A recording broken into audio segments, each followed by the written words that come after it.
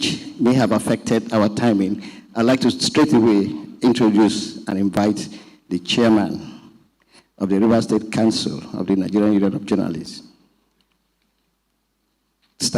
Job Stanley, to please tell us the opening remarks.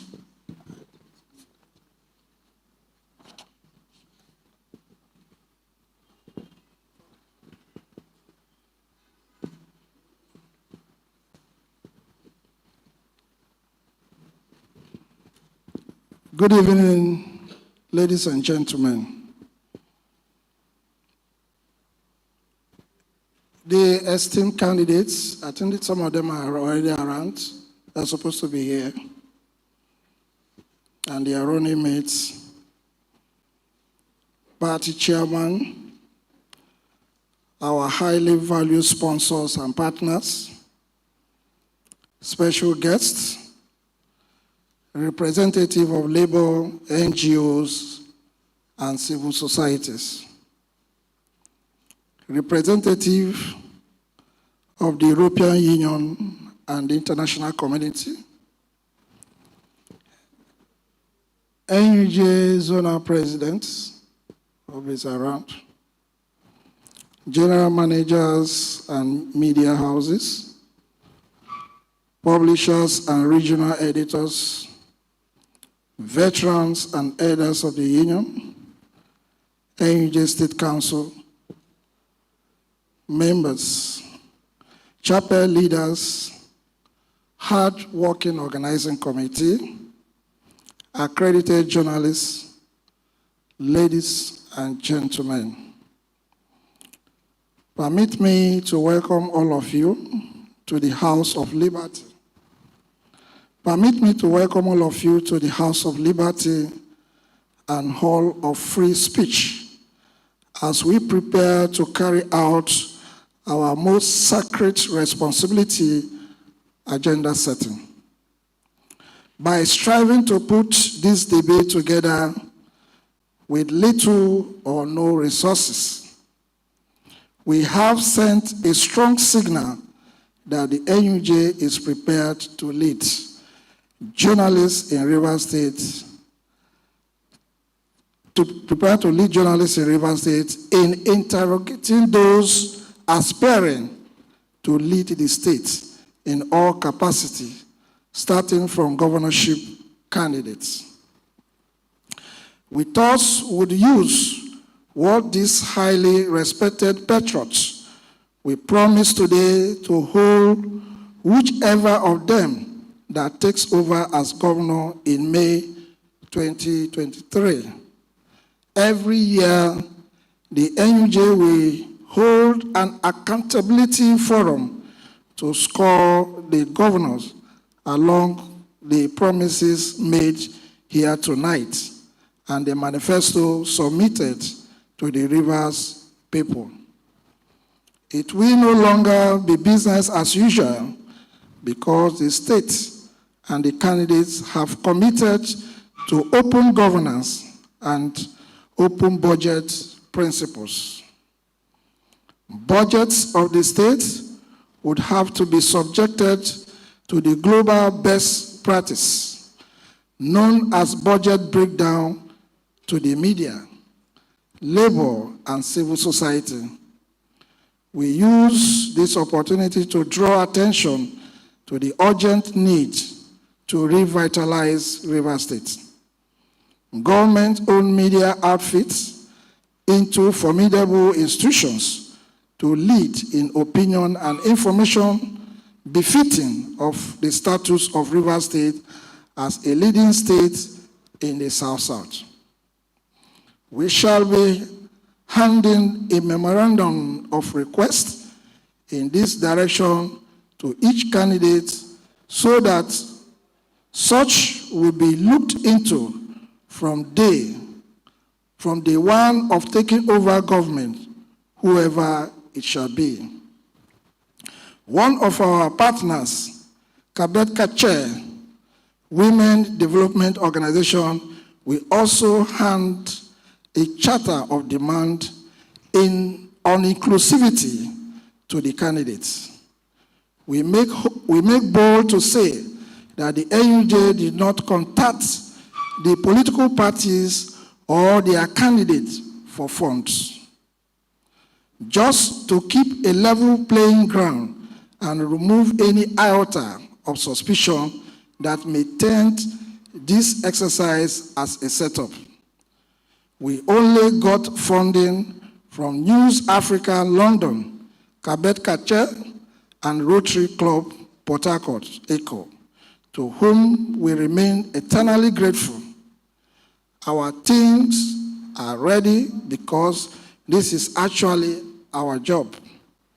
Kindly sit back and enjoy the brain gift of our sons and daughter, and please obey the guidelines as would be dished out by the moderators and panel of interviewers. You are welcome. It's only the NUJ chairman you can clap for. At least, home advantage. Thank you so much. Thank you, Mr. Chairman.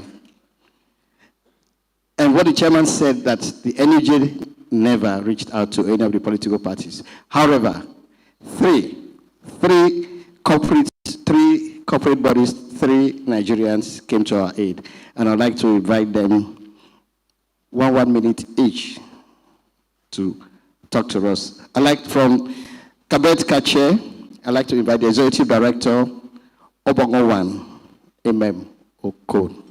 If she's here, please put your hands together. At least you can clap for her.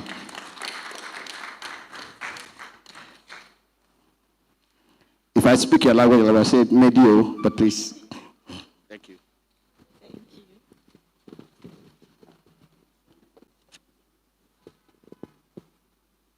you. All protocols duly observed.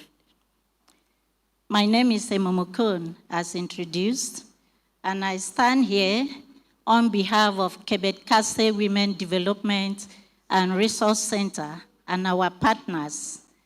I want to say it is an honor to be part of this history-making event, a forum made possible by the Rivers State branch of the Nigerian Union of Journalists for contenders for the office of the next governor of this great state. Democracy is about participation and collective action by both those who govern and those who are governed. Participation makes democracy very special. Today's debate offers opportunities for women, youth, persons with disability, and local communities to have their concerns tabled before their potential candidates to make way for making wise choices. I congratulate the NUJ for making this possible. As a leader of a community action organization, our interest is in seeking greater attention for inclusion of women, girls, persons living with disability, and vulnerable populations in the programs and policies of the incoming government. The Rivers State government has passed laws to help protect women from violence, which has been on the increase. But more needs to be done. The national gender policy needs to be domesticated in the state, and this policy provides guidance on how the state can promote social inclusion, participation of women, and participation of vulnerable population, and on how governance can actually impact on these populations. Also, the National Action Plan on Gender and Climate Change also needs to be adopted at the state and local government levels.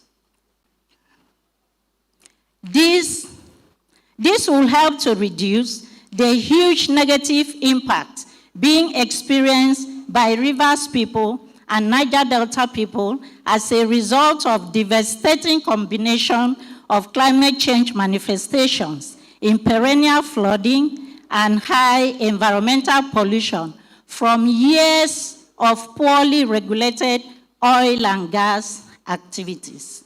Our women and communities must be saved from the accompanying crippling poverty and the current despondency in our communities.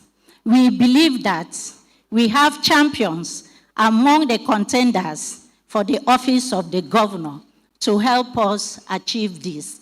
We will be presenting, I don't know when that will be done. We have extracts of the National Gender Policy that we want to hand over to the candidate to help them have social inclusion at the back of their minds for policies, for programs, and everything that the incoming government will set their minds to do. Once again, to NUJ, thank you for giving us the opportunity to be part of this. And I wish all the candidates the best of luck at the polls. Thank you.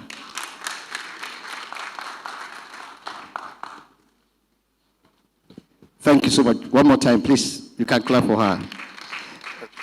And from the Rotary Club of Port Harcourt, Echo District 9141. Please kindly come forward. There are 3 of them, remember? Just one more, and I'll let you know why.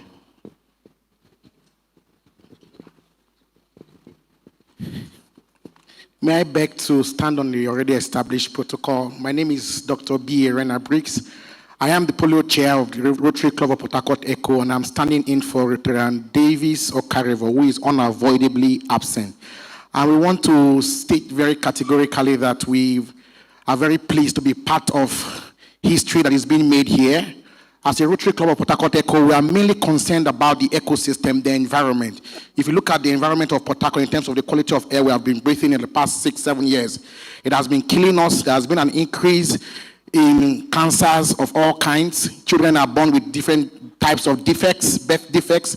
We are seeing men cannot, impregnate their wives. These are happening right in the city of Port Harcourt. So we want to ensure that the candidates, as they debate, and the next government will ensure that they mainstream environmental issues and make them very topical and formulate policies and programs that will be geared towards environmental sustainability. This is very key. Just about 2 or 3 days ago, the NIMET gave a warning that there's going to be severe flooding, and we know that this has been a recurring decimal in our environment. We want to see a government that will be proactive in terms of policy formulation to tackling the perennial flooding events that happen, especially in the Orashi area and other areas of River State.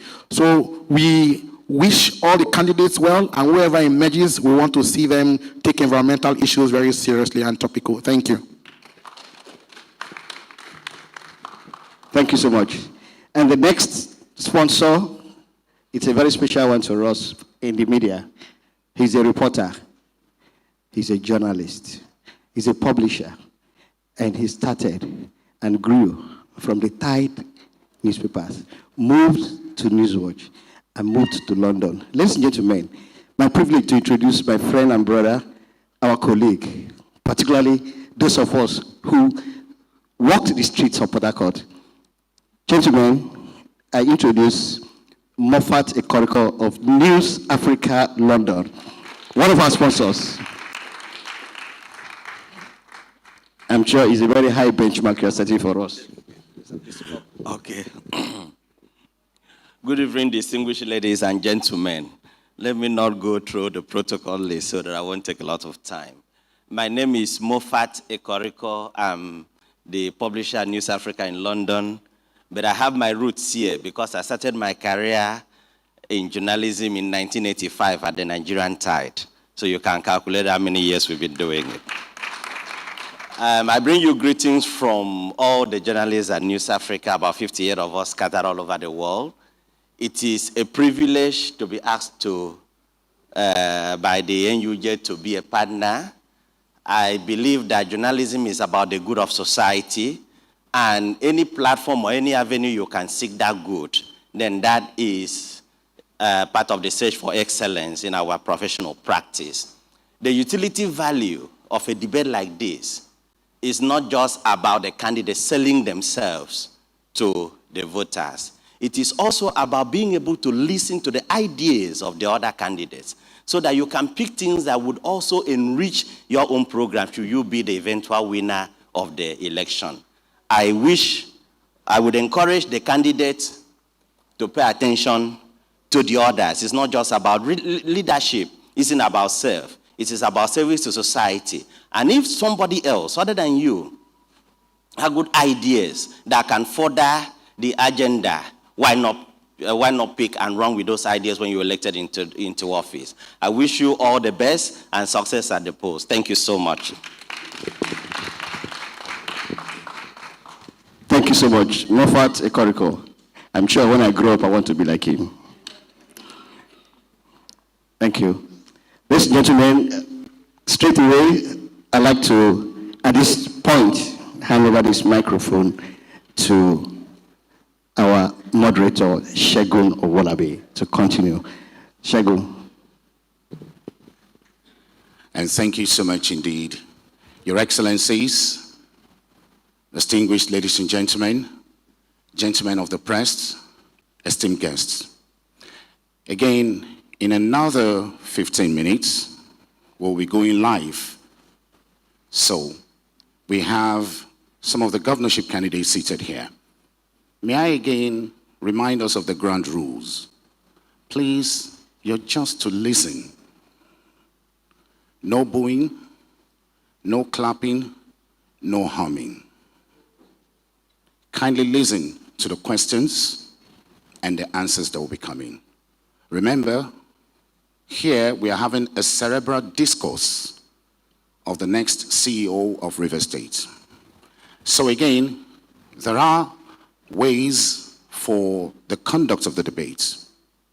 Their Excellencies would have initial 5 minutes each to talk about their manifestos.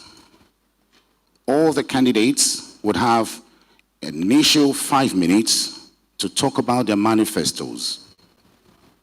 After that, there will be questions on economy, open governance, and budgeting. Their Excellencies would answer questions in that category for 3 minutes. Again, in that category for 3 minutes. After that, we will have follow-up questions. And the follow-up question will be for 2 minutes each. Sorry.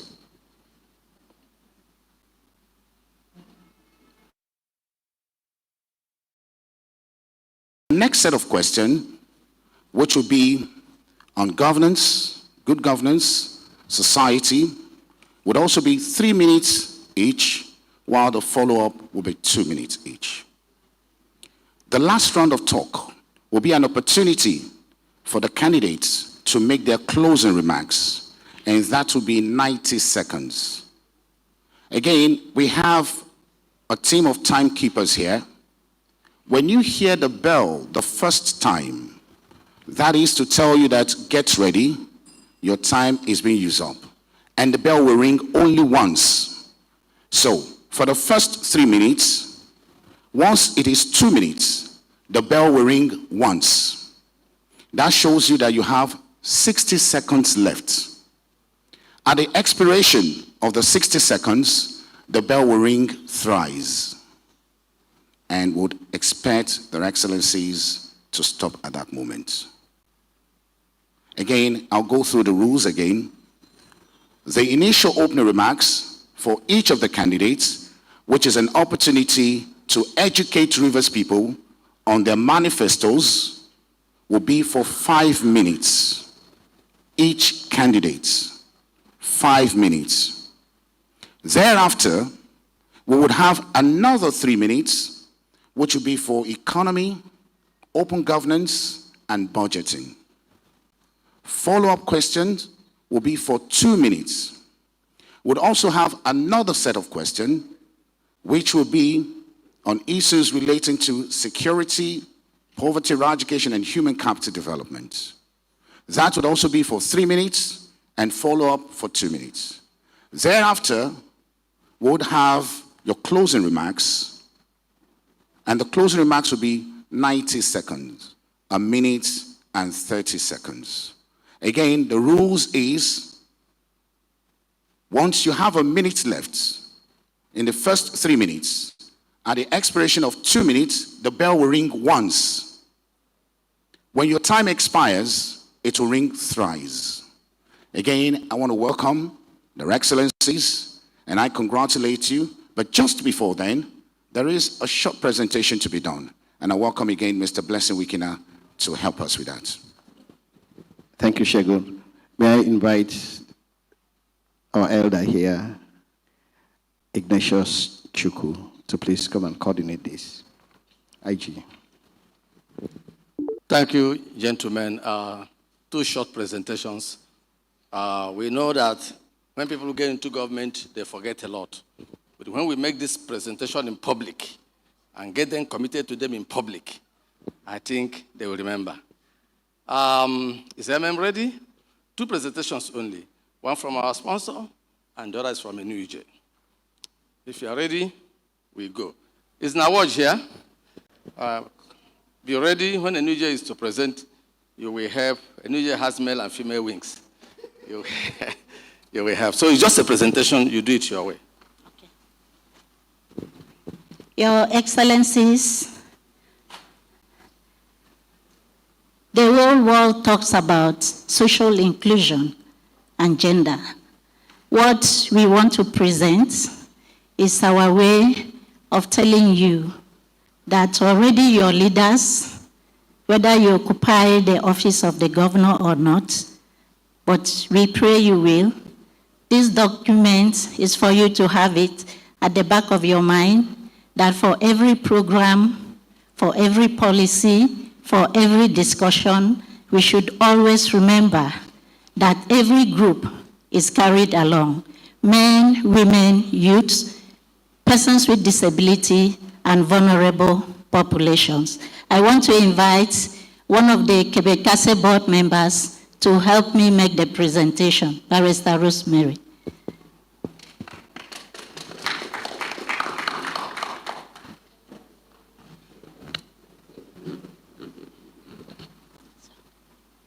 On behalf of Quebec Women Development Center, we say, please look into these documents when you occupy that office. Thank you. Thank you so much. Thank you. Just stay here so that the camera can catch you. Yeah. Better. Okay. The last person. Yeah. We say, please make sure you read through and digest. Thank you very much. Thank you so much. IG. The NUJ. NUJ. Time is not on our side. That's why we are Organo Day, Madam Day. Now watch, please come forward. The chairman read in the address. He mentioned the state of government-owned media houses in Rivers State. We, as journalists, think that sector needs some attention. What we are presenting now is a charter of demand, consolidating that in the speech. We are presenting it as a certificate of reminder. And therefore, we think that when you get into office, Chairman, come over here. When you get into office, our charter should be on the table, so that from day one, we hear what to be done, so that our media houses will meet up 21st century standards in equipment and manpower. Chairman, are your certificates ready? This is one. So you present to each person and collect it back and give to the other, while the permanent one will be mailed. I hand it over to Nawaj, take, and assist the chairman to present to them one by one. You don't need to read it. You already know what is there. Oh, yeah, proceed. Give to chairman. Maybe Maybe I'll just use this one as... Go ahead and give to the first person. Where are the cameramen? Don't block them. Don't block them. Stay this way. I present, okay. On behalf of NUJ River State Council, I present this charter of demand. If you go through, you will see exactly what we are asking for any of you that will go there as governor. So I present it to you, sir.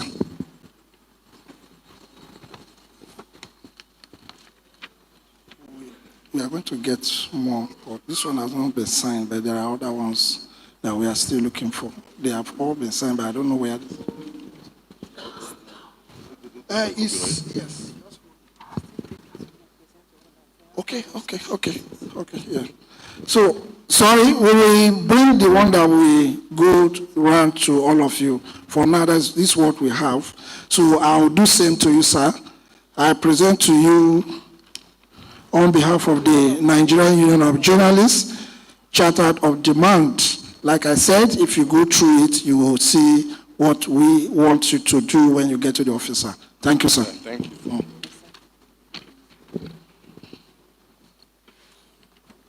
I do same. This is our Charter of Demand from the Nigerian Union of Journalists. You will go through it and you know exactly what we want you to do for us when you get into office. All right, thank you. Thank you very much, NUJ Chairman and NUJ Chairperson. You don't know what you have done to the family of journalism in River State in the Niger Delta. Mr. Blessing, thank you very much. And thank you so much, everyone. Your Excellencies, in another 5 minutes, we'll be going live to the debate. May I ask that the Excellencies come up stage? Now, we have the seating arrangement done in line with INEC regulation, according to INEC arrangements. So, their Excellencies will go up stage. There's a piece of paper on the seats, and there identifies where you will sit. And again, please note that the arrangement is done in line with INEC provision. May I ask the Excellencies to please go up stage? Thank you so much. Thank you. Please, just go up stage.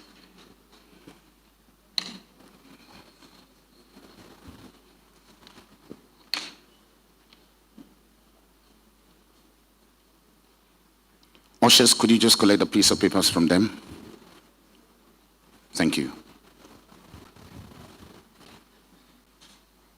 Your Excellencies, again, you're not expected to stand to ask questions.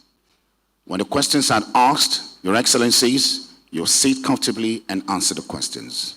Again, we've announced the rules. The first 5 minutes is for you to take us through your manifesto. We will want you to educate Rivers people on your manifesto, the first 5 minutes.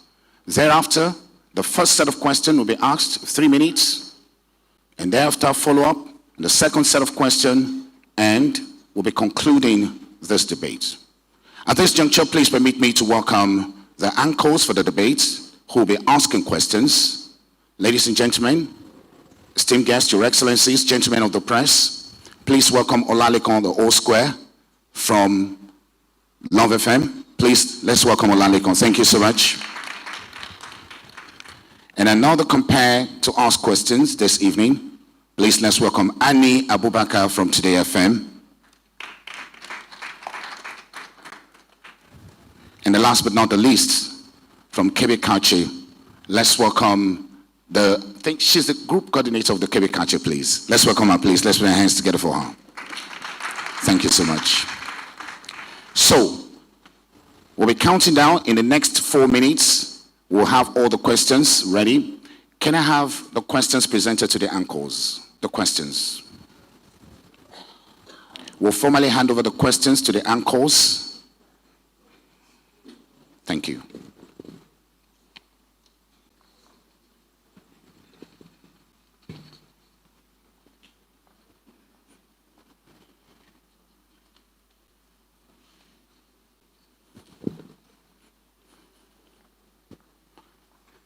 Cameras, we get set to go live in 3 minutes. We're set to go live in 3 minutes, cameras. And again, let me remind us that radio stations will be hooking up to take live feed from this debate. We also have TV stations hooking up to take live feed from this debate. Atlantic Television is taking live feed and is streaming live this debate. Today FM, Love FM, Wish FM, and Wave FM are all live on this debate at this moment. Apart from this, we also have several other platforms that are live at this moment on this debate.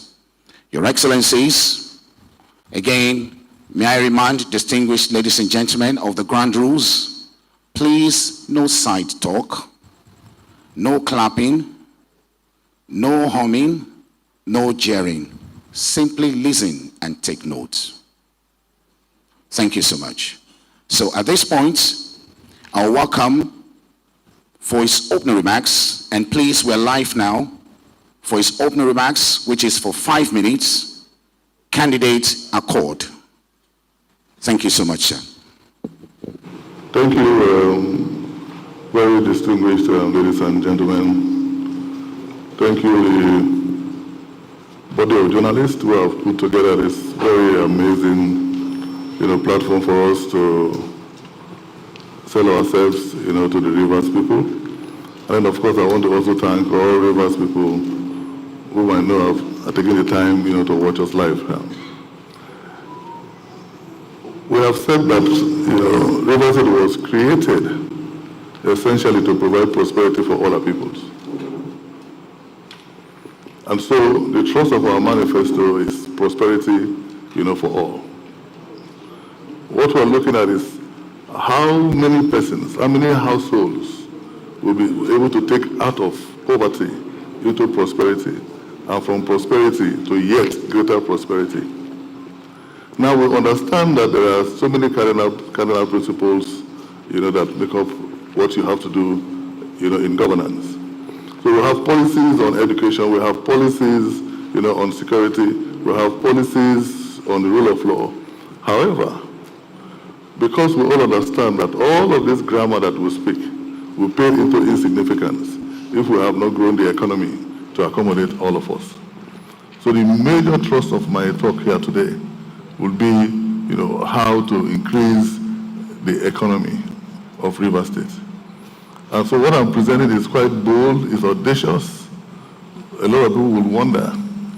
But I'm saying that currently where we are is a 9 billion naira monthly IGR. Where we are now is a paltry $20 billion annual GDP. Where do I want to take us to? So well over 25 billion naira IGR in 4 years.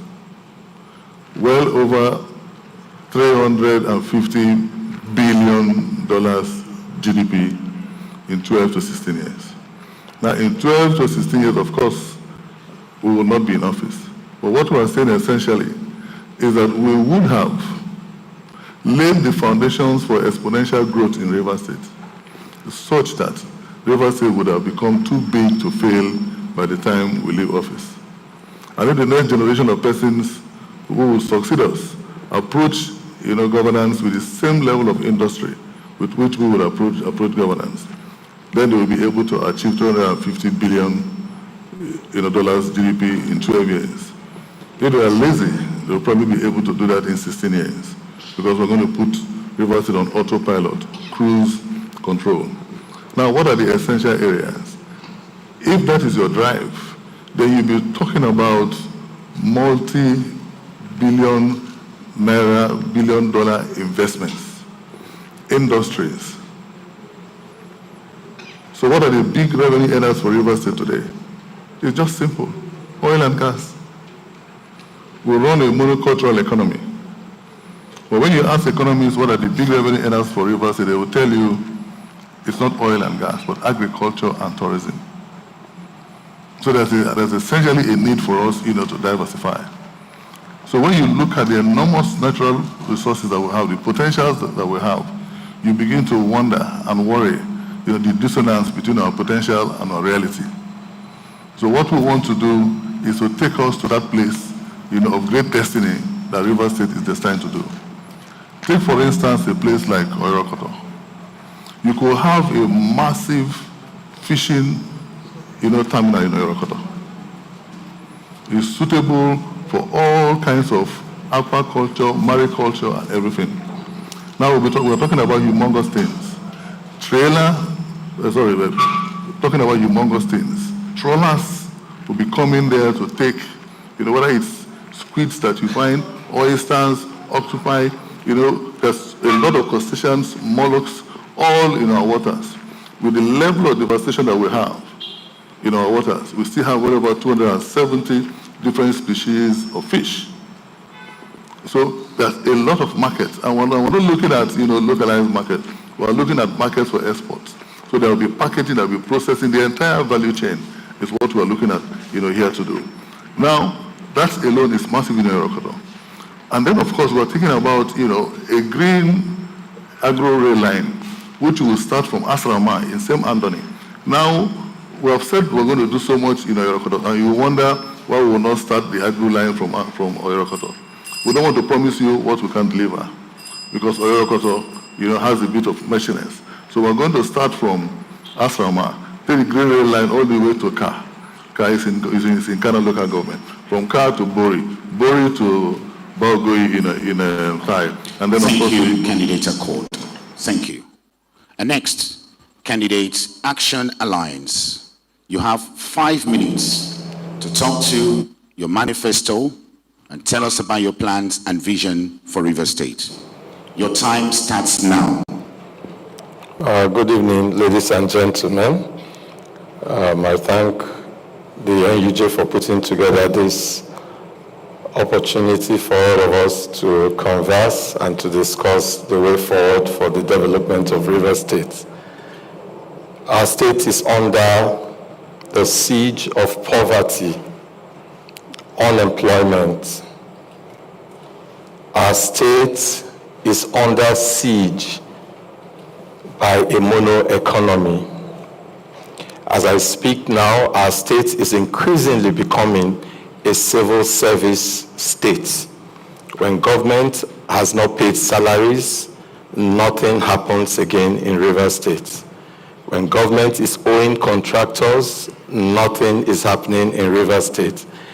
And given this situation we have found ourselves, we decided to capture all our thoughts and our plans for Rivers State under 4 major strategic pillars. The first one is security, law enforcement, and peace building.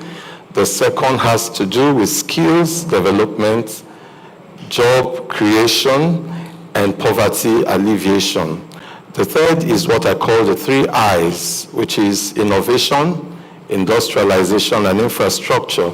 And the 4th pillar is on good governance and quality service delivery. Now, the whole philosophy of that document is anchored on the people's vision. When we talk about people's vision, it is different from the people's first vision. The people's vision we are talking about is that for once, as a way of advancing the development, giving quality livelihood to people, that people must begin to see themselves as the means and the end of their own development. And that if you say people are poor, the people should be allowed to define their poverty and given a platform to define their poverty. Occasionally, policymakers think and believe that they can take such decisions for the ordinary people. So we are calling for mass participation in building the River State of our dream. And so we have concluded in that document that all we are after is to deliver on a safe and prosperous River State. And in doing that, we have also looked at all the different sectors, whether it's in infrastructure, road construction, it is in health, it's in education, agriculture, and all the various sectors of the economy. 3 things stand out that that document wants to achieve. Even if you want to build a road, you want to build a bridge, the question is, will it reduce poverty? Will it create wealth? Will it also create new jobs and put money in the hands of Rivers people? So whichever sector you look at it, we will still continue to ask if that policy will add value directly to the lives of Rivers people. And finally, I want to also say that in that same document, we have put together a very ambitious plan to develop new economies for Rivers State. When I talk of new economies, I'm talking about the tech economy. Now, it's difficult for us to begin to project thousands of jobs through the usual conventional sectors that we all know. But the tech economy, if we adopt it, for instance, in the first 3 months of being governor, I'll be able to take about 5,000 youths under the youth economy out of the unemployment market. You can see the effect of that on security. You can see the effect on that on human capital development and also the prosperity of the land. Let me also end to say that most of these proposals we have in that document are very ambitious, but they are doable because we have tried them under several PPP projects when we served in government, and we believe that given an executive office, we have all it takes to harness the abundant resources that the state has to deliver on a safe and prosperous River State. Thank you. Thank you so much, candidate Action Alliance. And next, candidate Boot Party. You have 5 minutes to talk to your manifesto and plans for Rivers people. Your time begins now. I'd like to thank the NUJ for putting this program together. Human capital development has been zero in Rivers State for the past 12 years, if I'm correct. And everything in my manifesto is geared towards that. I have a 5-point agenda, which is industrialization, urbanization, structural empowerment, health, and education. But I'll start with industrialization. I hear people talk about industrialization all the time, and a lot of people think that industrialization has got to do with just setting up industries and providing work. But we forget that there are other parts of industrialization that has been abandoned. The entertainment industry is industrialization. The petroleum industry is industrialization.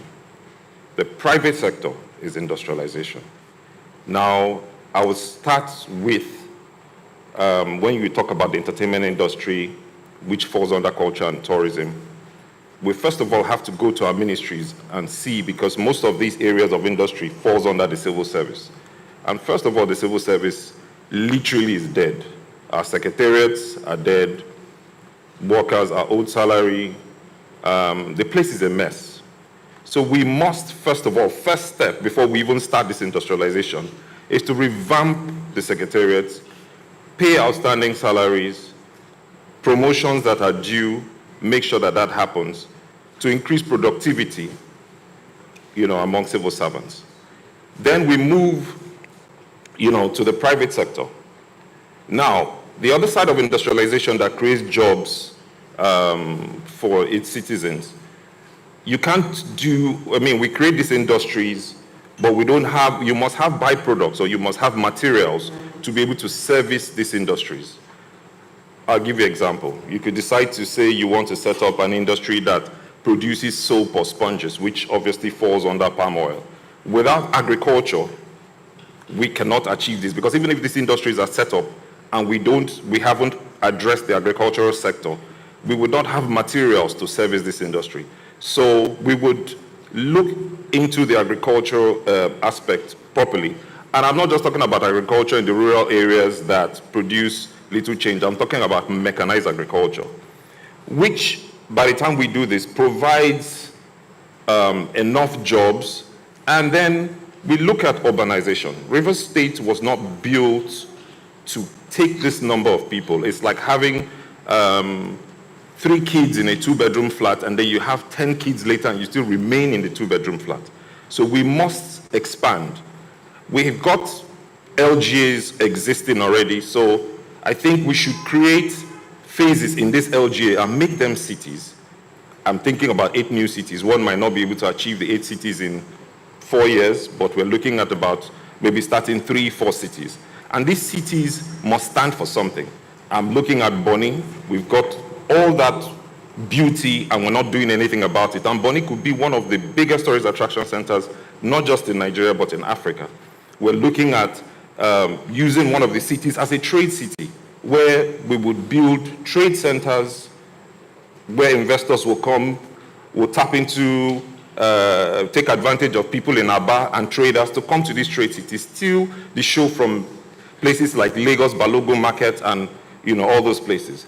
And this city would just be a city of trade. Now we move to the structural empowerment. Zero human capacity development. A state as rich as Rivers State that produces almost 60% of its oil, yet we have so much poverty here. So we must use agencies like the RSSDA we will provide loans to empower our youths. And I'm not talking about small scale empowerment like 20,000 or 30,000. I'm talking about between 5 to 20 million. Then the job of the RSSDA will be to monitor these loans, audit them, and follow up these loans and teach these people on how to run their businesses. We will be able to grow. I'll talk about the health. The health sector is a mess. If you go to our hospitals, people are dying every day, nobody cares.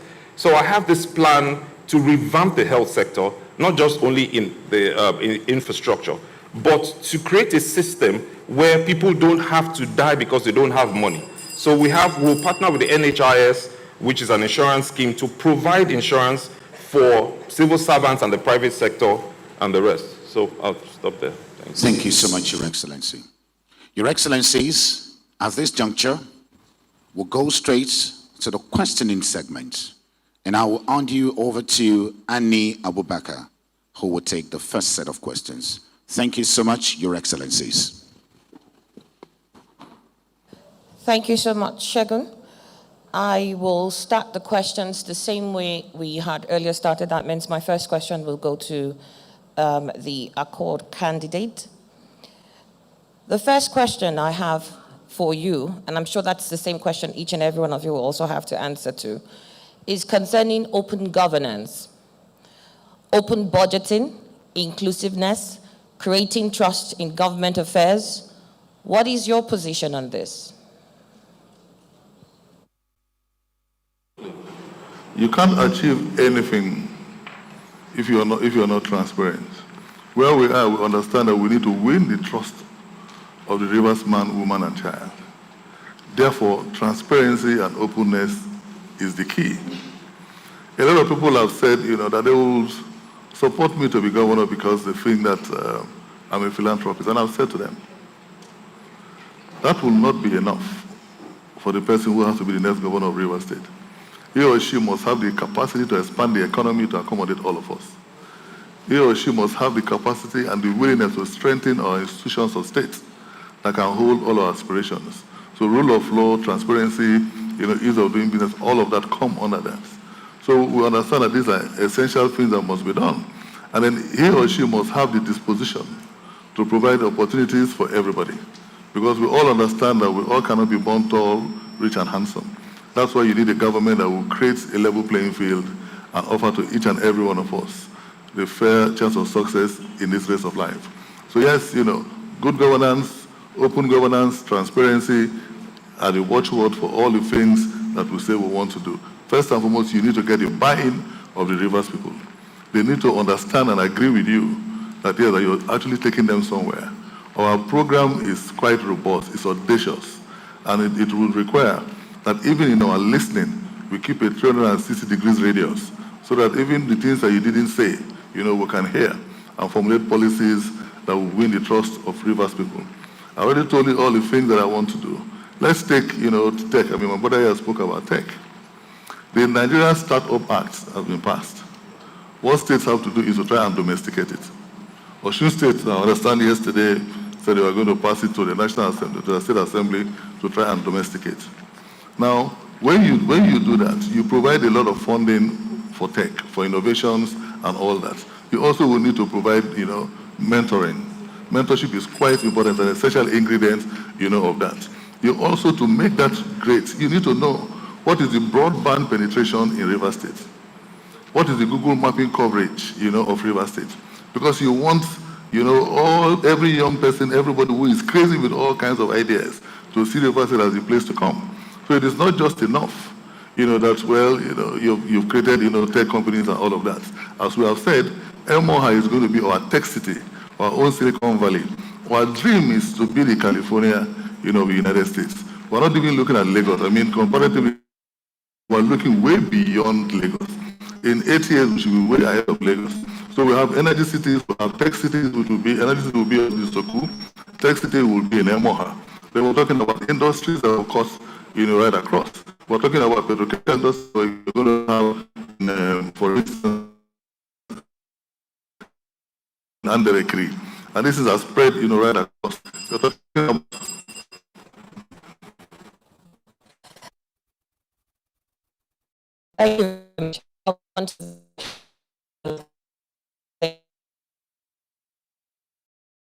position on that. First and foremost, there will be need for developing an institutional framework to deliver on open governance. Now, a lot of times when we talk about these things, we fail to understand that you must create systems that work to deliver on these expectations. The systems are not there, the structures are not there. So first for me will be the institutional framework to deal with it. The second will have to do with strengthening the bureaucracy all over the world. Once the bureaucracy is weak, political leadership cannot deliver on their promises. And so we must strengthen the bureaucracy of the states for them to be able to, complement, the political efforts. Thirdly, we will get the people involved in keeping with our manifesto, the people's vision, that the people must be involved in policy formulation. That means that the people must also join in the proposal of projects and policies of government that directly affects their life. And that's why we are even proposing to designate the 23 local government headquarters as development centers in the state, to give every part of the state equitable and fair access to the resources of the state to develop at their pace, especially when we have created a template for such development. When we talk about open governance, we're also talking about accountability, transparency, and anti-corruption. All of us know today that nobody can say, for example, that you have an idea of the state government budget for the past how many years. That document is not accessible to people. That is the very foundation of corruption in any system. When people don't have an idea of how much government has budgeted for one project or the other, people read it in the papers depending on what policy formulators tell them. Again, people should have access, like I said, to government information, and then there should be reward and sanctions for those who also, when there are infractions in those guidelines.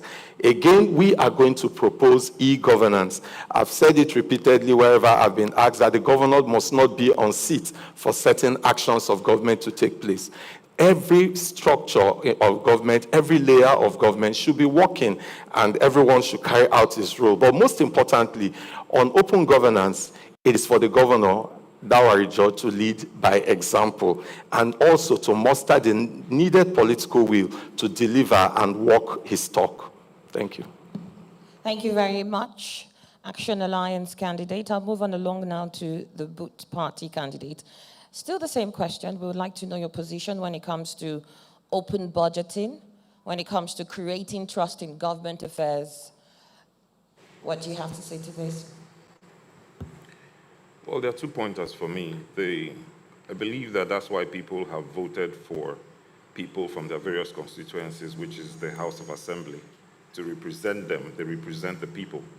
And the House of Assembly is there to checkmate the governor, or rather the government in power, and the government in power is accountable to the House of Assembly in a lot of areas, which obviously is not happening. Also, through the ministries, commissioners are picked to represent their people from various LGAs as well.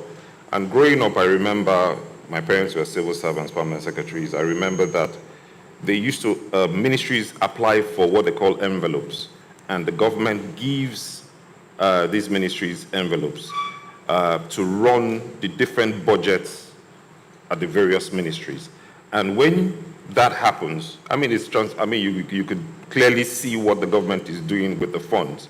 So if we can revive that system, that would be nice. Thank you very much. My second question, again, I'll start with the Accord Party. And this has to do with IGR. You mentioned something about boosting the IGR in River State should you become the next governor.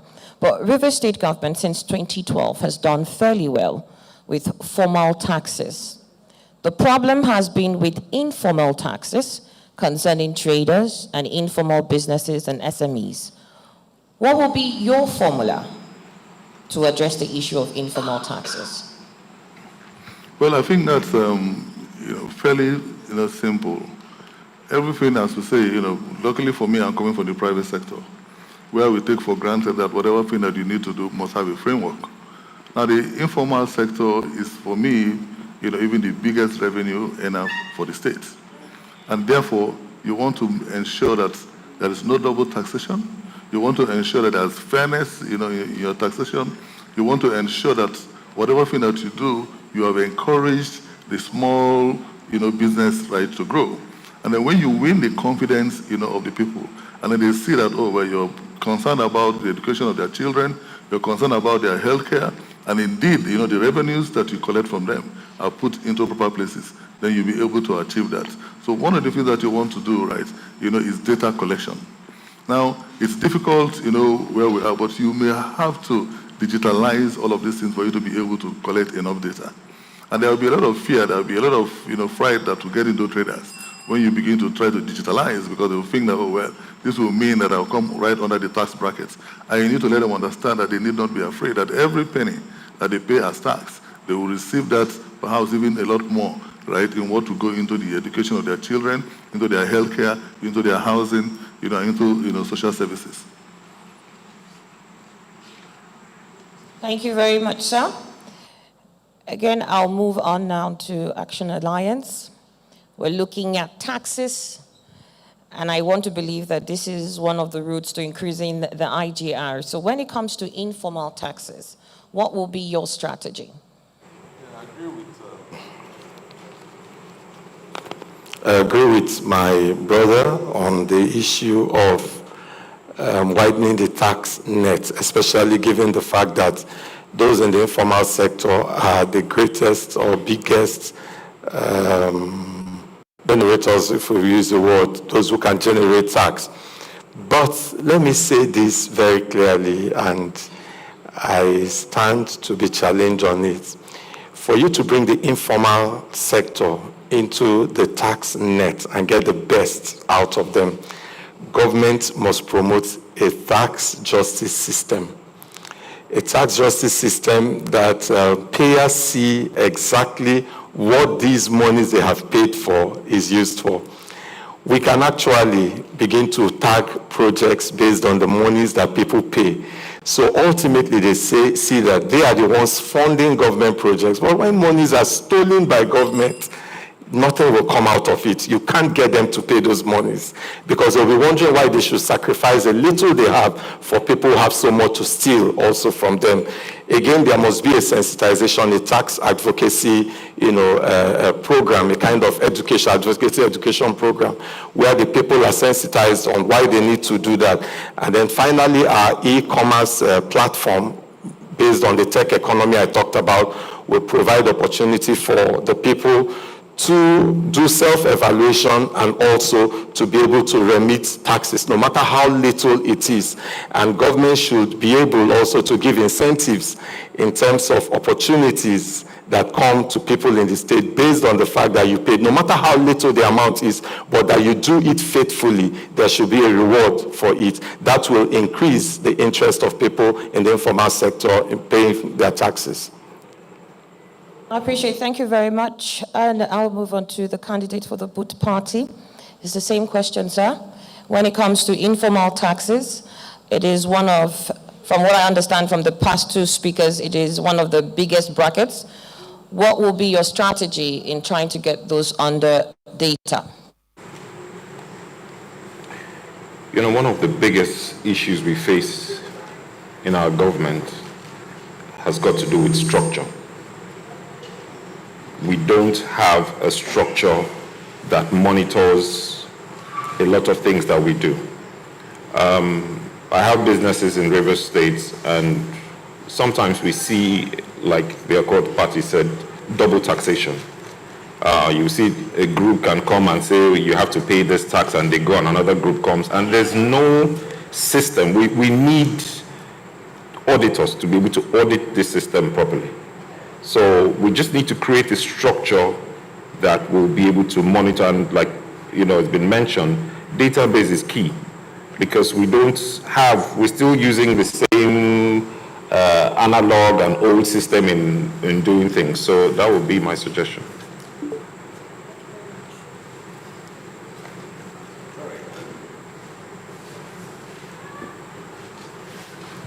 All right, distinguished, very distinguished personalities this great day.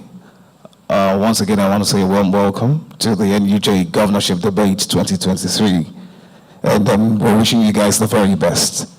At this point, I have questions ranging from security to the oil industry. I would like to start off with the Accord candidate, the area of security. What exactly would you do with the Rivers State Neighborhood Watch? 3 options here. First one is to scrap it.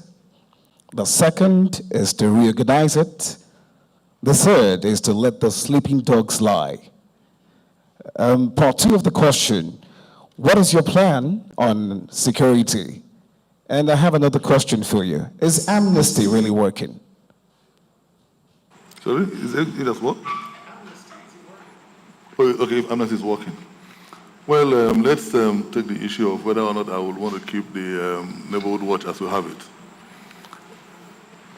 Is it working for us today? Do we feel safer as a result of it?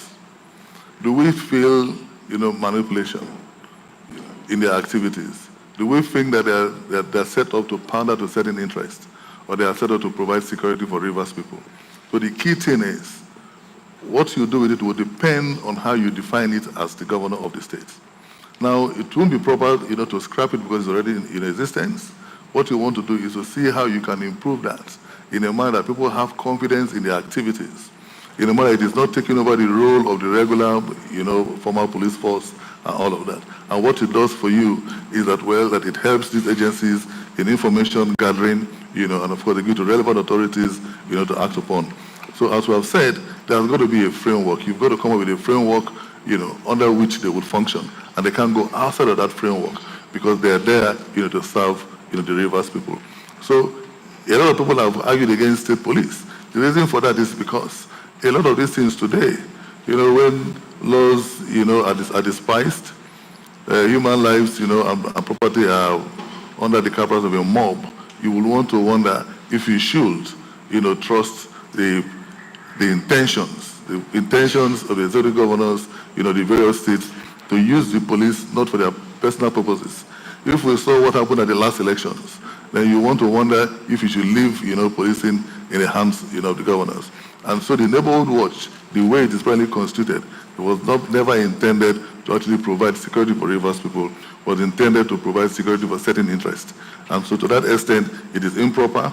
But of course, you won't throw the baby with the bathwater.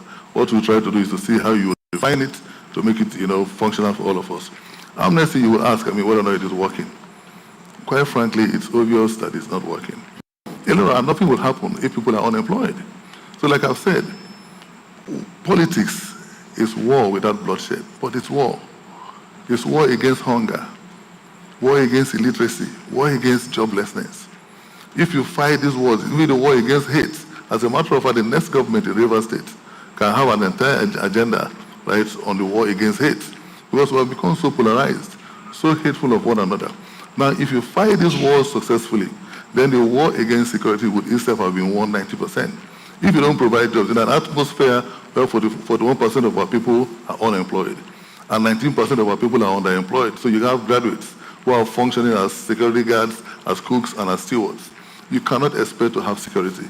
So no matter what you do, number one cure for security is jobs, opportunities for people. That's the biggest cure, for insecurity. Okay, I would like to go to the candidate of both parties. Same question. You may want to attack it from the second part of it, which is your plans on security. Is amnesty working?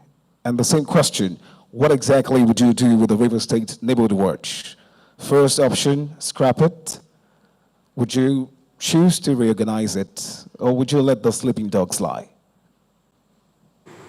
Well, I would say I would reform it. I know that I've been wishing we can have state policing, but obviously that's, that can happen because of the laws.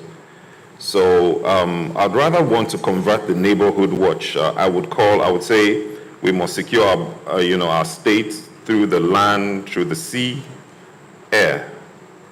I would probably call it a different name, probably land guards, sea guards, and air guards. In this part of the country, if you look at foreign countries, when they're chasing crime or they're pursuing crime, they've got the helicopters, moving all about. They've got the sea, so you can't escape. So I would probably reform it. Then I would say, how do I reform it? You have the Nigerian police. What do they do when they want to take them? They send them to the police school. They give them the trainings, even the army. I would start a center, like a 6-month training program, both oral and written exams to change the orientation on how to go about things. And that's how I intend to do that. And no amnesty. Well, amnesty is not really having the effect that it should have, just a bit, but I think we need to improve in that area. All right, let's go to the Action Alliance candidate. I'm sure that everyone here will like to get your views on the same question. How exactly would you want to tackle the area of the already set up neighborhood watch? Scrap it, recognize it, or let the sleeping dogs lie? And your plans for security, you may want to share with us. All right, very quickly, the neighborhood watch is consistent with one of my 3 approaches, to dealing with security in the state, which is the community policing. I think that the original idea is good, but unfortunately in implementing it, the implementation has been in default. And so what we will do is to reorganize, restructure, and make it to be in line with the expectations of the people. Those of us who are in Port Harcourt, there are several estates that organize themselves and they have their security for their estates. That's the model of community policing we're talking about. Those staying within the same period with government support and assistance, with access to government communications platforms, can actually put themselves together and provide the basic security for themselves. But that is just, by the way, we will work on it and get, it properly reformed and for it to, meet the expectations of the people.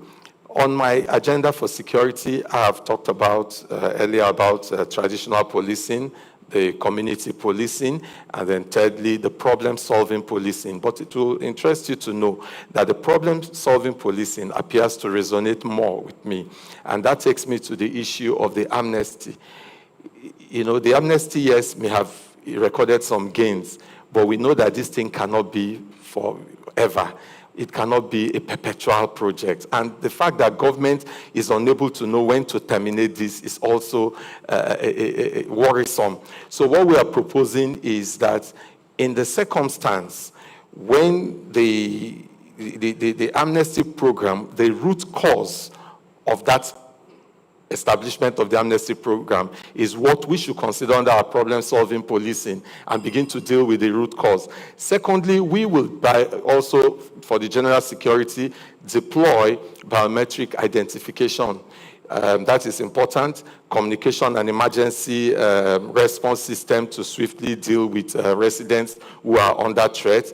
And then, of course, surveillance and monitoring, and then the state data management system that will be put in place so that from your homes, with your phones and with your app or whatever, you can always do a distress call and there will be response. And in any case, as the city of Port Harcourt is, we need to divide it into clusters to have, security architecture to deal with each cluster has a peculiar security challenge. What you do in Marine Base and Bundu is not what you do in GRA. So unfortunately, lumping the whole city and the whole state as one in terms of the security architecture is our challenge. We must be able to compartmentalize it and deal with them deliberately based on the nature of the security challenges in those areas. All right, thank you so much. Action Alliance candidate. I think I would like us to have conversations regarding the ever-present menace of oil bunkering. I would like to start off with you, the boss candidate. So my question here is, as an incoming governor, what would you do about oil bunkering and modular refineries? The outgoing administration tried to set up modular refineries to replace bunkering, but as it stands, nothing more was heard about it. Some say modular refineries may not be the solution to the problem. Have you done, by any means, or I don't know, have you done any research to take a position on this? I disagree. I believe the modular refineries can be the solution to this. It depends on what the offer is on the table for the people involved in this oil bunkering. Black suits, especially in river states, a lot of people are not aware. I'd use my mother as an example. When she was alive, she went abroad for a checkup and they saw particles of the black suits in her system, and the doctor said it was cancerous. And people don't realize what we've gone through in river states because of the black suit. Probably in the next couple of years to come, God forbid, most people would begin to see the effect. So that is an area we need to tackle seriously. The modular refineries is key. All we need to do is call the people involved and reorganize, restructure, and give them, or rather make them proper offers, because they believe they're making a lot of money doing it on the side. So that's what I would do. Thank you. I'll go to the Accord candidate. Same issue of all the bunkering. What are your plans? And you may also want to share your thoughts with us regarding modular refineries. Is it the permanent solution? Where do you stand? Well, you can't take it in isolation. The reason why people go into oil bunkering is not because they have the technology for it. It's not because they are refiners. It's because there's an absence of jobs. There's an absence of opportunities. So setting up modular refineries in itself would not solve the problem of bunkering. It's whether or not you have been able to expand the economy to accommodate all of us. Whether there are provisions and opportunities for people to express themselves in various areas.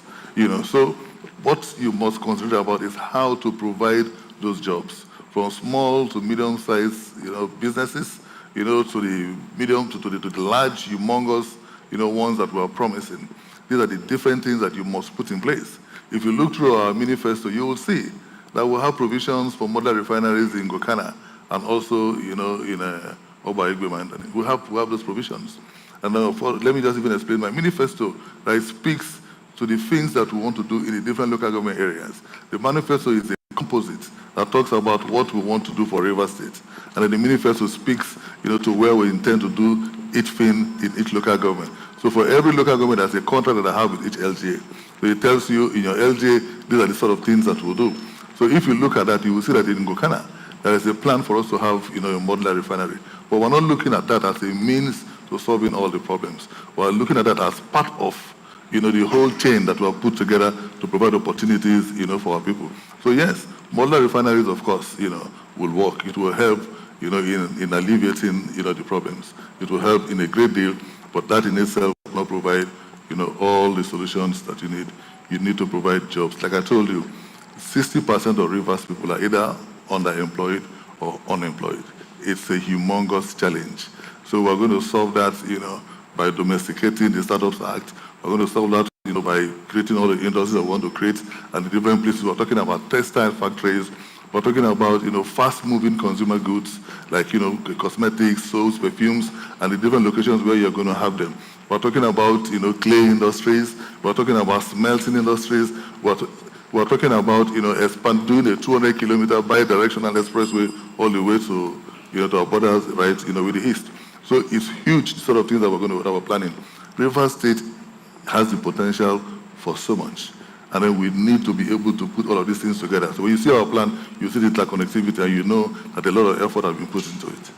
All right, let's go to the Action Alliance candidate. If you find yourself as the incoming governor of River State in 2023 by May 29, what will be your take? Would you go with the outgoing administration? They've tried to set up a modular refinery to replace bunkering, or would you rather just scrap it? What would be your approach to it? I guess when you talked about illegal bunkering, you're talking of illegal bunkering, because there is legal bunkering and illegal bunkering. So I just want to be sure what you're talking, because bunkering is not evil per se, but the one I'm sure you're referring to is illegal one. Now, I'm an apostle of the establishment of modular refineries, unapologetic apostle of it. When I served as Commissioner for Energy, I led the state to go into a PPP project with some companies in the UK and Ukraine to develop modular refineries across the state. With the pilot scheme at Ikpokiri, we have cleared the site. The refinery was already built in Ukraine. It was just to move them in. We had also acquired, the first state government then to acquire the modular refinery license from the federal government. That was one project I was passionate about. Now, I agree with my brother, and I like his perspective, but I just want to add something to it, that perhaps he could also consider that these modular refineries scattered across the state will actually provide jobs. It will provide jobs. The jobs we are saying is not available. That's why people are going into bunkering. The modular refineries will actually provide those jobs for people to have the opportunity, of doing something. Then there is a proposal that sometimes I'm shy to talk about, but it's the reality, just like what has happened in Russia when they moved from socialism to, some form of capital socialism. And that is the fact that monies, a lot of these people who do this illegal bunkering, there's a lot of money in their hands, criminally gotten money. Can the government also give them amnesty to invest those monies in the modular refineries and provide jobs for everybody? Because if they don't do, they will keep that money and use them for criminal activities. Government should be able to either sanction them or mop up those monies for productive activities, so that we can move from production to consumption to production. So for me, the value chain even of having a modular refinery, those who will be in transport, those who will be in servicing, those who will be in distribution, those who will be in pipeline laying and all that, the spiral effect of having several modular refineries in the state, it can create a completely new economy, especially in the oil and gas sector in River State, something even bigger than what the federal government is doing.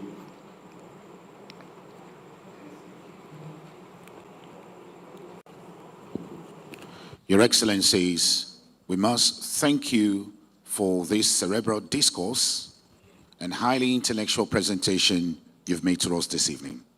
We've come to the first half of this. In the second segment, Chief Constance Major will be asking you specific questions for specific demographies. We're looking at the fiscal challenge and some very special people in the society. And that would form the next set of questions. May I hand you over to Chief Constance Major? Thank you, Shegun. Your Excellencies, I must commend you for taking us beyond oil, because from your interactions, it is obvious that we'll be looking at a state beyond just going to the federal government to bring allocation, if and when any of you comes on board. So let us look at the lower segment that makes up the River State. You've been talking about expanding the city-state of River State. So let us go to the local governments. It is being said that if we have real local government autonomy, we shall have development. So I would like to know how each of you intend to handle local government administration, because it is clear that what we have right now has not taken us anywhere. People are in charge of local governments, but the communities do not really have any sense of having somebody on the driving seat. So I'd like to start with Chief Dumo. What will be local government administration under you? Well, local government autonomy is a must. You can't even think around it. It's just a must. Now, they are the persons closest to you and I in our communities. And once you give them autonomy, you will also need to let the people understand that you have done so. So in my administration, every penny that should go to every local government will go to the local government. And there will be an announcement that this has gone to the local government council chairman.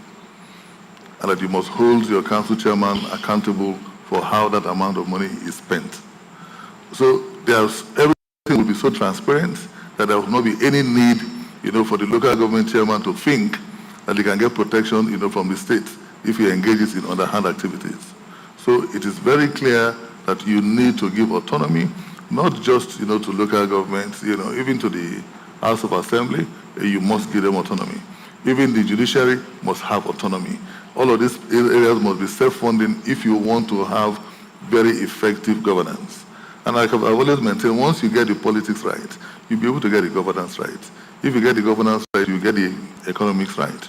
And let me quickly add this, we have to be very mindful before we begin to think about setting up modular refineries, all over the place. Reason being that oil is a depleting resource.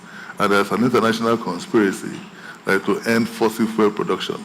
As a matter of fact, there would have been funding, there would have been zero funding for fossil fuel production by multinational companies and banks at this time, if not for the war in Ukraine. They've already come up with the net zero carbon emissions 2050. Nigeria was only asking, for it to extend to Nigeria by 2060. So the only reason why, fossil fuel production is still on, and then of course, we can try from that, is because of the war in Ukraine, and Western countries have seen that they are not quite ready there, yet. So we have to be very careful, mindful. By the time we think that to solve our problems is to provide modern refineries for all our people, that may not help them at all. Thank you. So, Dr. Dawari. All right. We'll be careful in doing that. The modular refineries, I'll take it from where he stopped. We'll be very careful. But I still think that with the data that we have, with 150 years of gas reserves in River State and our non-participation in the economy of a resource that we have abundantly in our land, I don't see anything wrong with that. We need to take advantage of what we have to get the best that we can get for our people. The issues of environment, the issue of oil going, extinct and all that is secondary. The important thing is that it's an opportunity that we have also to invest, take the proceeds from there and invest in other sectors that will outlive the oil and gas economy. Again, on local government autonomy, the first challenge is local government leadership recruitment. If you observe, the way leadership in local government is recruited is like for the boys. Whether you have capacity or not, the big men have taken at the federal level, they've taken at the state level, let them use the local government to compensate their boys. That is what we have experienced over the years. That's why they've not been able to add value to local government administration. Secondly, we will, if I'm governor, we will abolish state and local government joint projects. It is a ploy by state chief executives to siphon local government funds under the cover joint projects. Allow the local governments run their projects, just like the federal government allows the state to run their projects. That will make a whole lot of difference. Again, you also, as a state, we can also help to raise the capacity of the local government administrations to deliver on their mandates. And that will require training, that will require exposure. Like I said, if you get it right with the leadership recruitment, you will also get it right with people who are going to deliver on it. If you go to the Southwest, you see 60-year-old men, councillors. But when you come here, I'm not saying that it's wrong to have young people, but I'm saying that local government appears to be I'm sorry to say, with due respect, when everybody has taken, what is remaining, give to the boys. And then finally, I talked about the 23 local development centers for the 23 local governments. It should be the state intervention. The state can also begin to run pilot development programs and schemes in certain, in the local government areas, and use that also to challenge and use that to inspire the local governments to also do something. Because when the state goes there and begins to talk about what they are doing, and the local government is unable also to talk about what they are doing with their own resources, it will also, expose the fact that they are not living to the expectation of people. Thank you. Mr. Ayaba, what would be your position?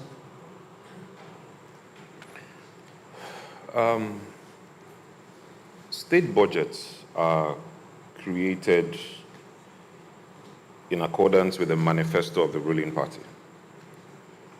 And why this is because the people will hold you accountable because of the promises you have made during your elections. So we pray we get into that era where people keep their promises and do as they've said. Now, the local government is an arm of government, and if, like my brother Dawari said, we can cut off this godfatherism and putting people in office in the local governments and literally telling them what to do.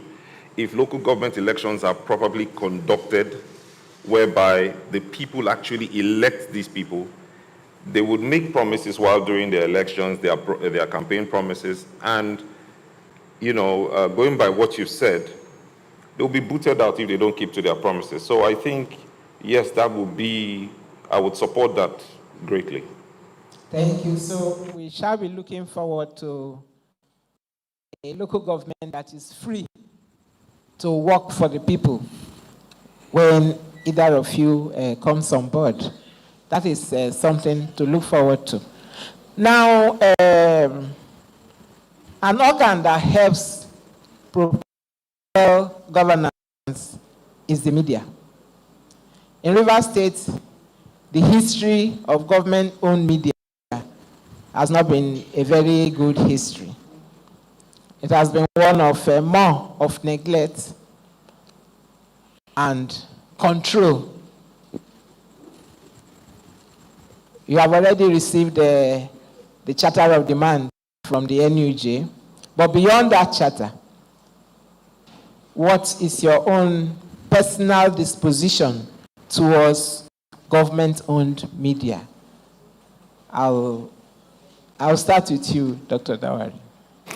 All right. Incidentally, I have so many family members who are there, so they come back home and they cry and they lament about poor working conditions, about, allowances, certain allowances that are not paid, incentives that are not there, so much of political interference with state-owned media, and they are not independent in many respects. One of the things we will do in charting a new cause is, as much as possible, to give them some level of freedom to accommodate opposing views and also patronize news that is not from the state government. In other words, give them ability to commercialize some of their activities. If they commercialize their activities, they'll be able to compete favorably, because it's not as if the people in the state-owned media or the private media are better than those in the state-owned media. The problem is that there are too many encumbrances at the level of the state media, and they don't have that freedom to exercise their independence to deliver on that.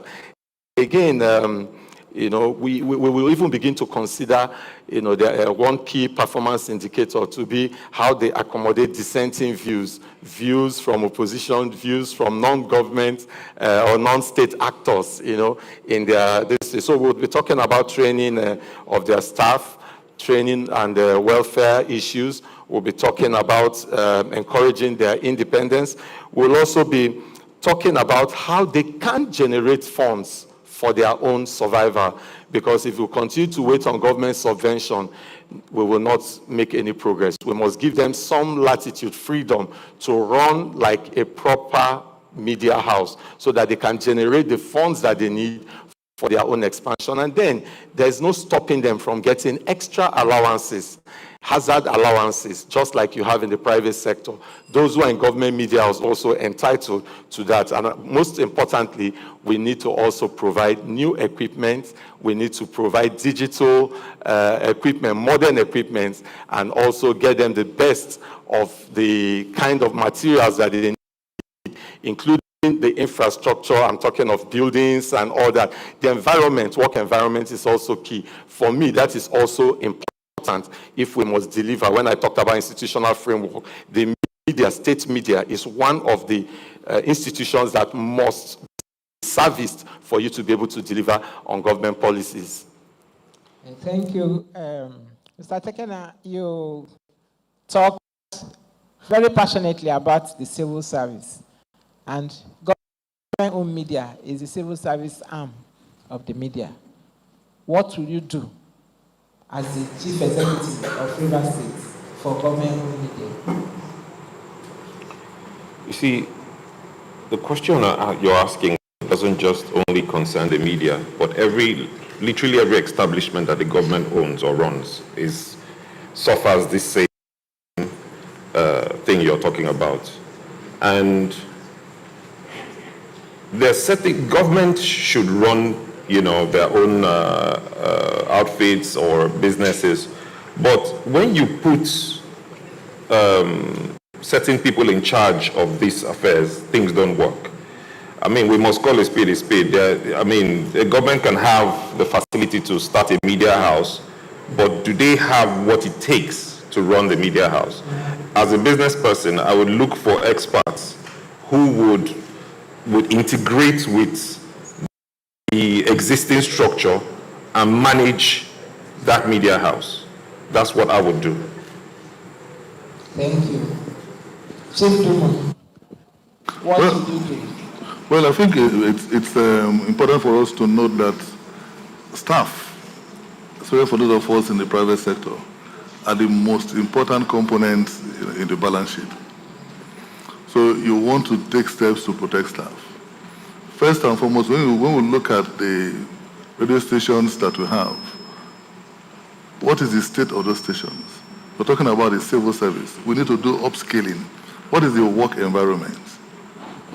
These things are very, very essential so that, I mean, people feel that there is some dignity in the labor that they are offering. Now, you will also ask, these radio stations, you know, and the press that we'll talk about, that are government-owned, have they been able to say anything critical of the government? So what's their purpose? Is their purpose to protect the governor, right, or to protect the Rivers people? And of course, you protect the Rivers people by saying to them exactly what is the truth. So you can be critical even of government policies, government decisions. When you do that, you become competitive. Right now, there are private, you know, stations and all that. So you'll be competing, you know, against all of that. You'll be competing against well-established, well-run places. So the first thing that you must do is to allow them to do their jobs properly so they are able to compete. That way they can retain their viewership, they can retain the patronage that they have, and then the revenues that come from there will help, you know, in staff emoluments, will help in the provisions, you know, for staff and basic, you know, welfare. So I think that the problem that you will have is whether or not you see yourselves as watchdogs of society, or you see yourselves, you know, as protectors of the persons who control the executive arm of government. The moment you become watchdogs of society, you become competitive, you become productive, and you will not be complaining as you're doing today. Thank you very much. Now, we want to go to a very thorny issue. What makes Rivers State distinct is that it is an oil-rich state. And that means that it has extra allocation from the federal government because of that status. I'm talking about the 13% derivation. That money is supposed to serve to compensate communities for what they lose by hosting oil. Unfortunately, the state of oil communities is still as bad as it was before this idea came up. And some have raised issues because they do not see this money transforming lives in the communities. What are we going to expect differently from the incoming administration, from either of you when you come? Are we going to continue with what we have, where the sitting governor does what he likes with the money, or is this money going to finally get down to the people? I'll start with Mr. Tekena Iyaba. Like you said, the 13% derivation fund is meant for the people. I've been proposing something and people keep asking me, how is that going to be done? I believe that aside from improving living conditions of these areas, the oil communities or River State in general, I believe that River State indigents, people that live in River State, are entitled to some sort of benefits. Their kids, unemployment benefits, elderly benefits, people with disabilities. I believe that this money belongs to the entire Rivers people. But governments that have come and gone have not done this. It's not just improving the environment. It would be, this money will go a long way in the lives of people. So that is what I would do with that 13% derivation fund. Okay, Chief Dumo. Well, distinguished personalities, may I also remind us, no mumming, no humming, and no clapping. Thank you. What is required of us at all times in governance is a good faith application of the rules. Once you do that, you eliminate all the suspicion. Now, 13% derivation gets down to the states and is intended to take care of oil-bearing communities in the states. Now, if you look at the relationship that we have kept with ourselves as Rivers people, we have always seen ourselves as one big Rivers family. So it would not have become a problem, right, if the funds were actually put in projects in any community in Rivers State. But how have we employed those revenues over time? And when you look at that, if you think that what we must do is to move away from the monocultural economy, of oil and gas as we have it, into diversification, into tech, agriculture, and tourism, then you find that every area of River State have a lot that they are putting on the table. I went to Ungo, and then I didn't see a story building. But then, that's in Andoni. And only recently we saw some elephants come out of the Andoni forest. Therefore, it tells you that if we properly harness our resources, Andoni itself would have been a major tourist attraction. And revenues coming from Andoni, if utilized in developing some other of our communities, would not have been an issue. So the most important thing is for us to begin to see ourselves as Rivers people and think of how to expand the economy to accommodate all of us and take care of different things that will come from different areas. Some people will make contributions coming from agriculture, when you take on plantation scale mechanized farming. You can farm things like herbal plants in places like Okana.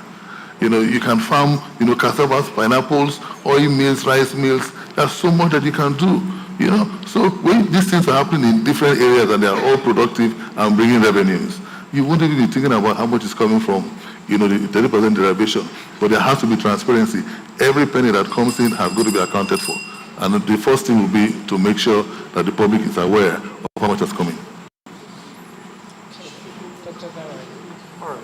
Some states pay like Delta, and so have this oil-bearing communities development commission, like we have the NDDC.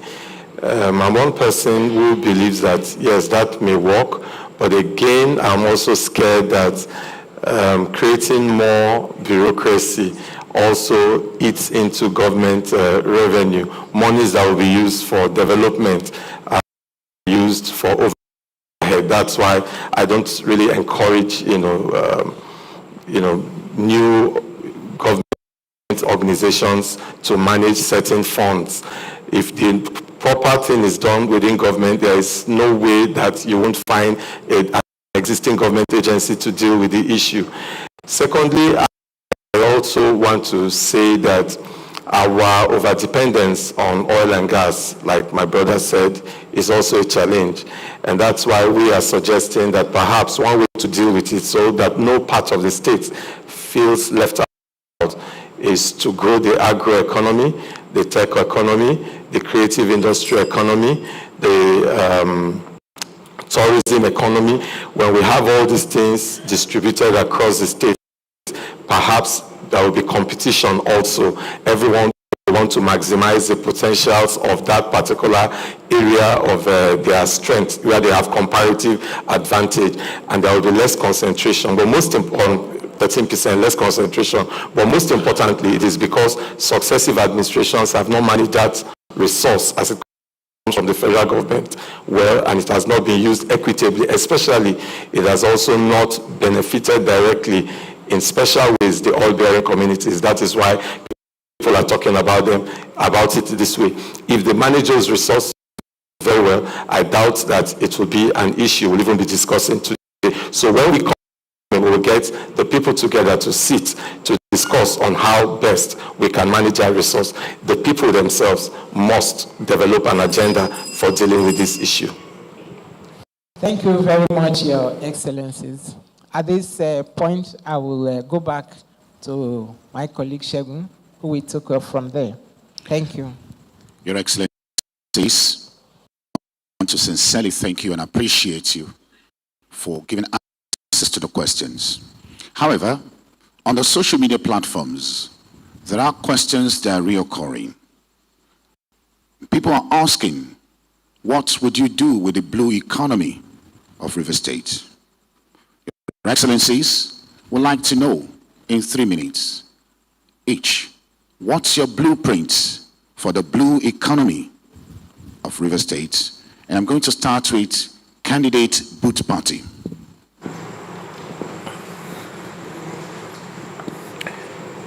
We have our IGRO, we have other funds that come into the states, and we've been on this path for a very long time. And as a state, as blessed as River State, I ask myself, what have we generated aside these IGRs?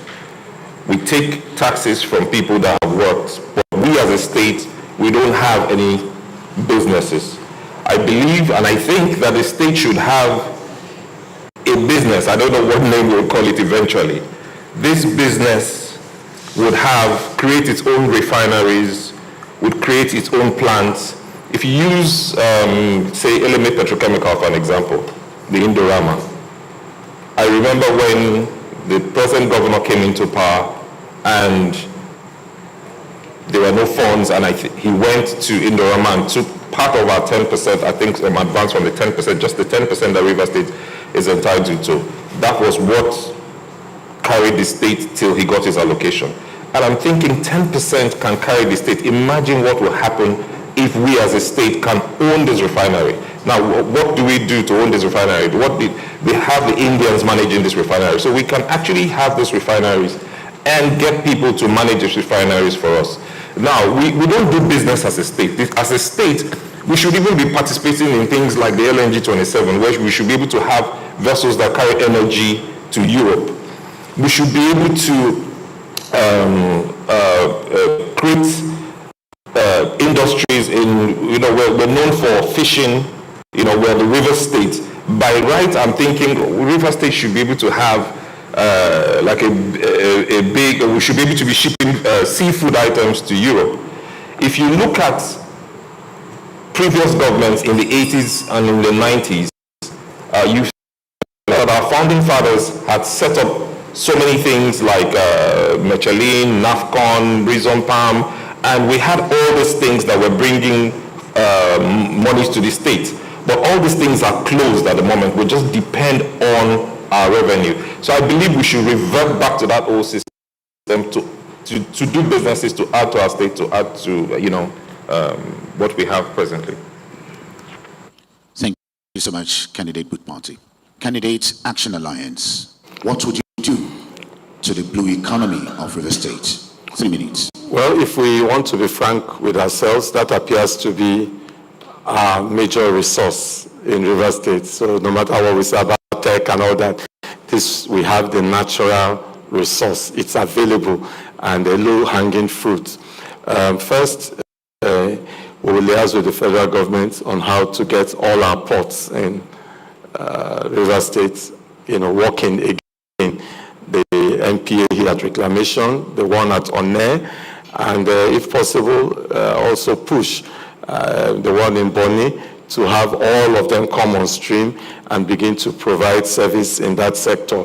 Also, water transportation has suffered a lot in River State owing to insecurity on the waterways. So we need to improve on security on the waterways, do a lot of clearing of the mangrove swamps and all that, and get economic activities along our waterways. Then the tourism potentials, water parks, and all the various tourism activities that are water related, we can also take advantage of them to build that. Of course, the fishing, fishing and the value chain in the fishing industry. I'm talking of people who build boats, people who will also take things for export and all that, and also people will also produce fishing materials and all that. So fishing is also there, and I also know that the salt water that we have in River State in abundance also have so many areas that it could be used for the economic benefit of the state. Most particularly, something that excites me is the internal waterways inside Port Harcourt. I don't see any reason why we can't from Burukri go to Rumola by boat or something. And some people will be asking why. It will also add to the aesthetic beauty of the state. When you go to Holy Rosary back, there are those canals that you have. You open the canal up to Bori Camp. In the evenings, well lit and all that, people should retire to those waterways for relaxation. You have restaurants. Is that where we do the bole and the fish and all that, the barbecue and all that? We keep the waterways busy with all those activities. I've been to Izmir in Turkey. For almost 1 kilometer, you have those restaurants, and you see activities, including those who are going just on boat rides, nothing in the evening. You just get in and move. Within the city of Port Harcourt, opening some of the canals that people have built houses and blocked. Of course, we'll open all of them up. Once you begin to do that, you will see that you begin to develop also the tourism of the area. We'll have people coming to Port Harcourt weekends, they come to the hotel, but their focus will be to go to those canals and waterways for them to relax and catch fun. Thank you, Candidate Action Alliance. Candidate Accord, what would you do to the blue economy of River State? Like I said, whenever you ask economists what are the big revenue earners for River State, they wonder why a state that is so endowed will not make good use of its natural resources. And they tell you it's agriculture and tourism. Of course, now we've added tech and all of that to it. But when you talk about agriculture and tourism, how do you harness that, in a manner that will become so huge and attractive to everyone? If you wish to make River State, a Dubai of sorts, so that your people will no longer travel to Dubai. People in Dubai will be coming to River State on holidays, and you have huge potentials all across. I just mentioned the elephants that came out of the Anthony Forest. That's their natural habitat. You find hippopotamus and all of that. So you can, as a matter of fact, see what you can do in that area. If you look at what we have planned, we intend to have, the King Opobo, the King Jaja of Opobo tourism hub, because our tourism potential starts all the way from Opobo down through, to the Atlantic belt, all the way down to Soku, to Kola. Now, all of that area, right, is the Atlantic. It's open to all, kinds of things. At Opobo, you take advantage of the Imo River, and then, of course, to the Atlantic. And then if you begin to think about coastal roads, you can actually have, a mangrove city that you can create in Elem Ifoko. There are so many things that you can do. When we talked about building a 200 kilometers bi-directional expressway, all the way to Onitsha, it's because we have thought about how to improve the One port and to make it not just, a tanker cargo port, right? But to also make it, a container cargo port. So once you make it a container cargo port, you create a lot of activities. To be able to use those activities effectively, what do? You do a road from Anderekri all the way to Isaka, from Isaka to Bakana. Bakana, like I've said, from Bakana to Tombia. Tombia, you come across to Bakri in Emoha. Emoha, you go to the east-west, you get to Undoni. At our border with the east, it's on nature, it's just 49 kilometers. When you do that, you reduce travel time from anywhere in the east, to River State by over 3 hours. And then you set up a bonded terminal at Anderekri, so that when the big vessels bring the goods, to an airport, the small vessels take them to Anderekri. At Anderekri, because they would not have gone through customs, you collaborate with the federal government, and customs and excise will be created there. And then, of course, forwarding and backwarding, all of those kinds of things, can happen. Now, tourism is key. Our waterways, you can have cruises. You can have all sorts of things, like you see happen in Europe. People can go and spend their whole nights, on a boat cruise. These are all the things that we need to develop. It's so huge, it's so enormous, and that's the focus, of our administration. So we must take the difference between us and Lagos is that Lagos have taken advantage of their seas, and we haven't done anything with regards to our own seas. Thank you so much, Your Excellencies. And still on the questions from the social media platform.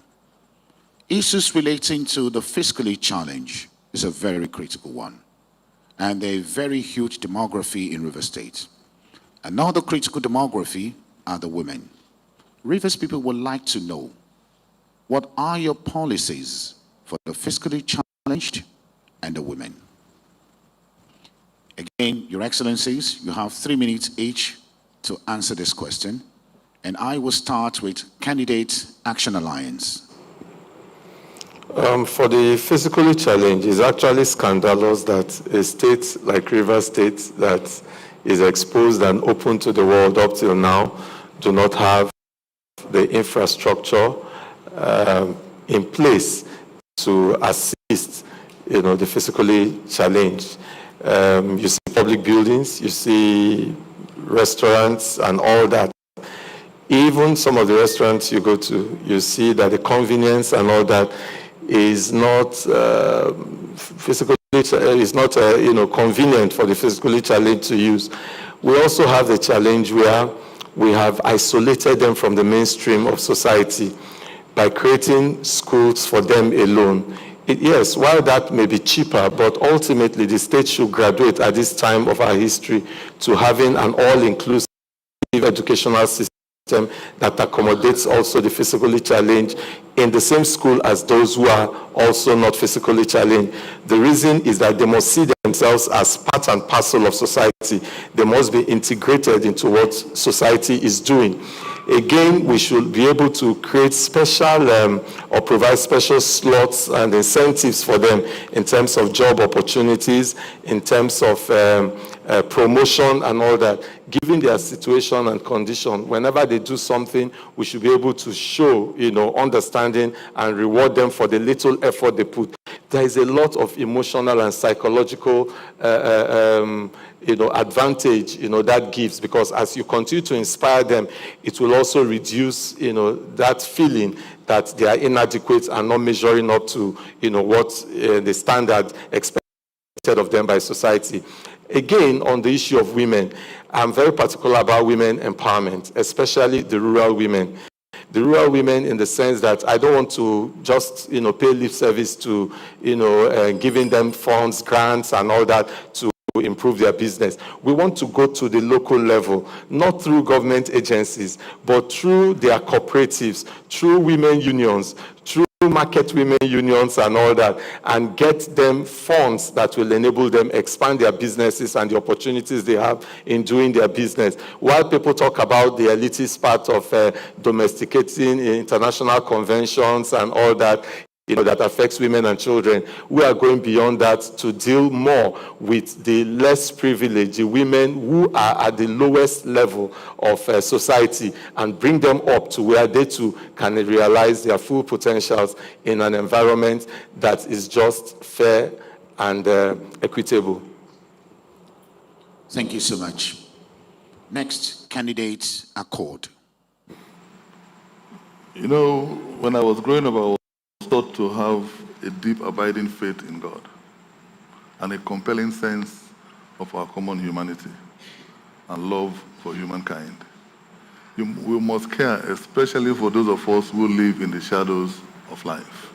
And the physically challenged are in a very special category. I tell you what happened. We don't even have trauma, support centers.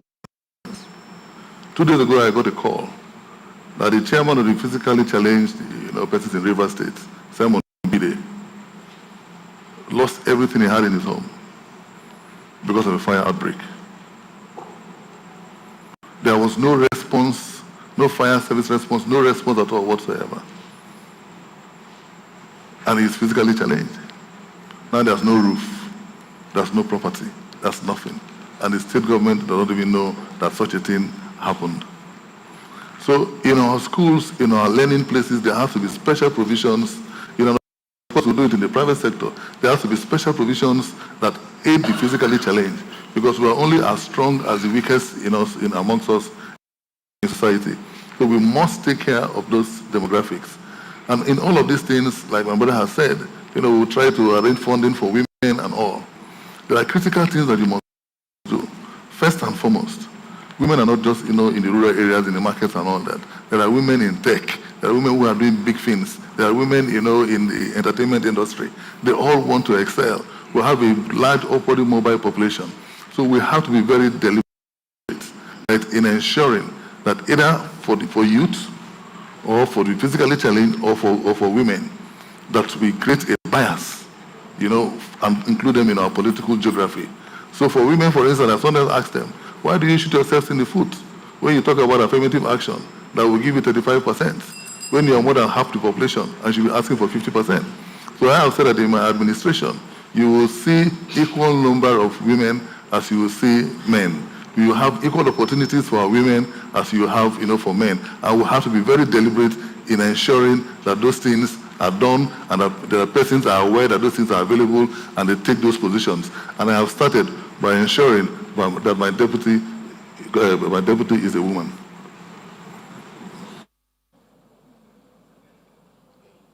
May I kindly remind us that no sharing, no jeering. Thank you so much, candidate Accord. Next, candidate Boot Party.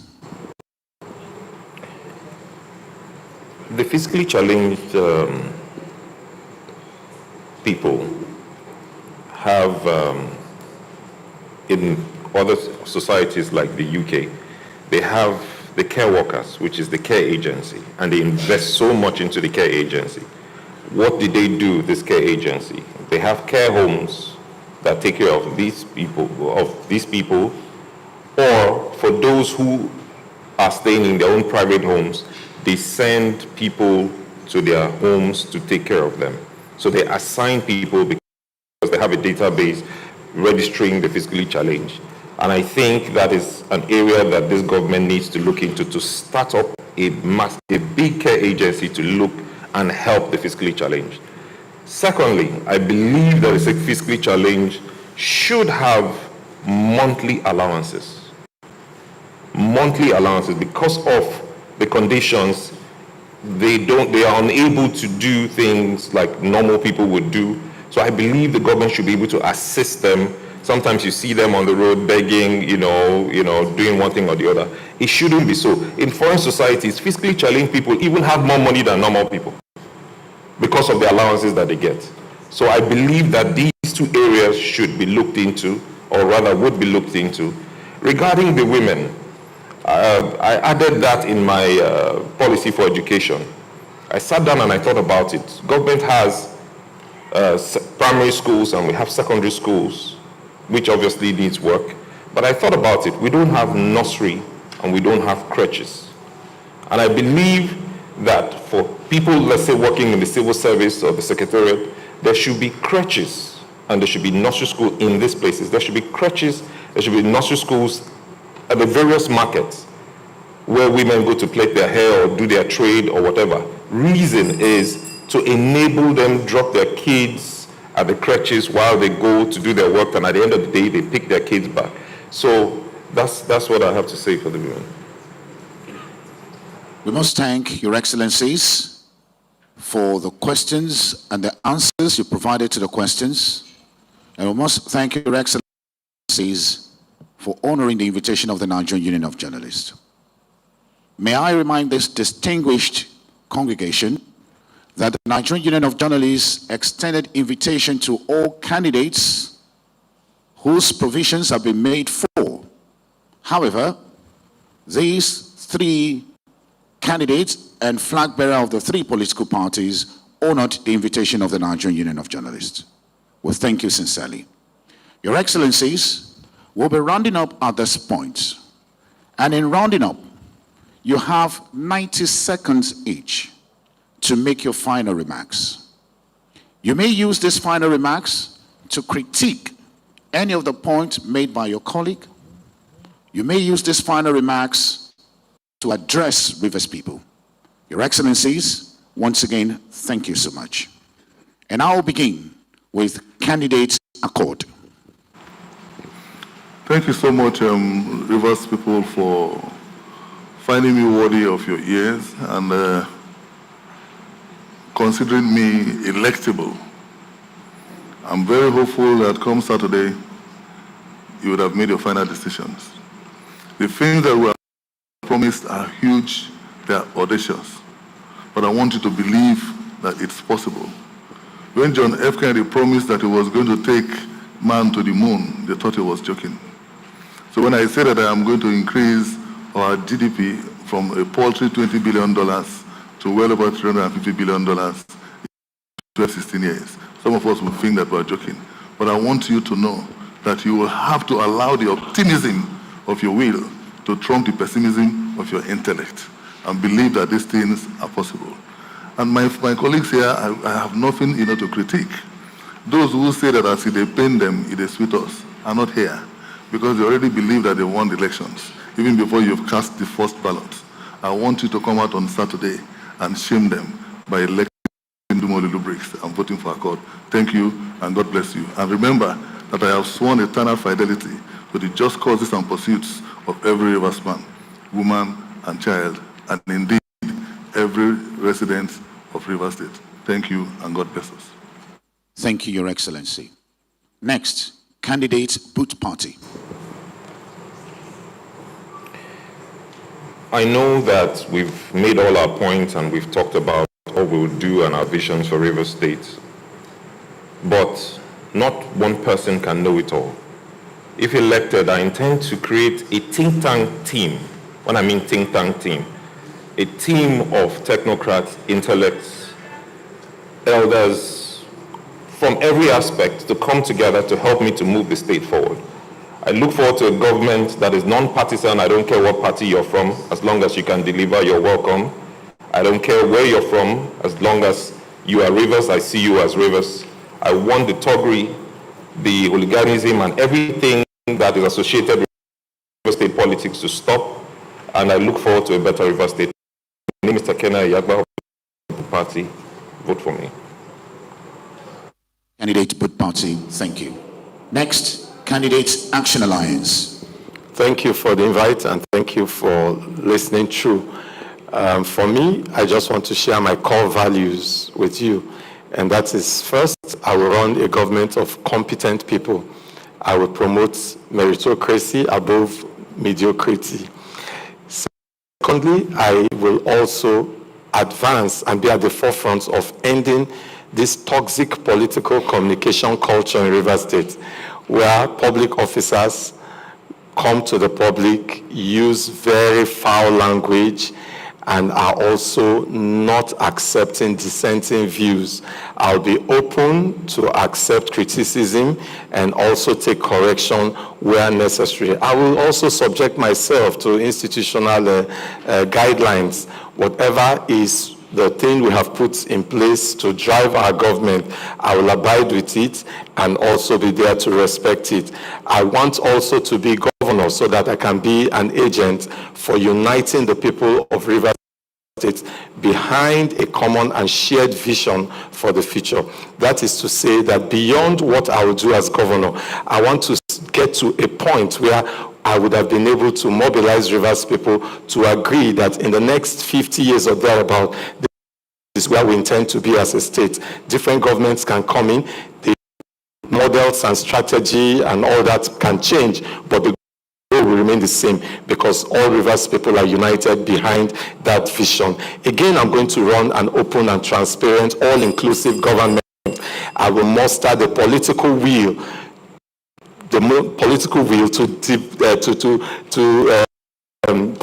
to deliver on all my commitments here.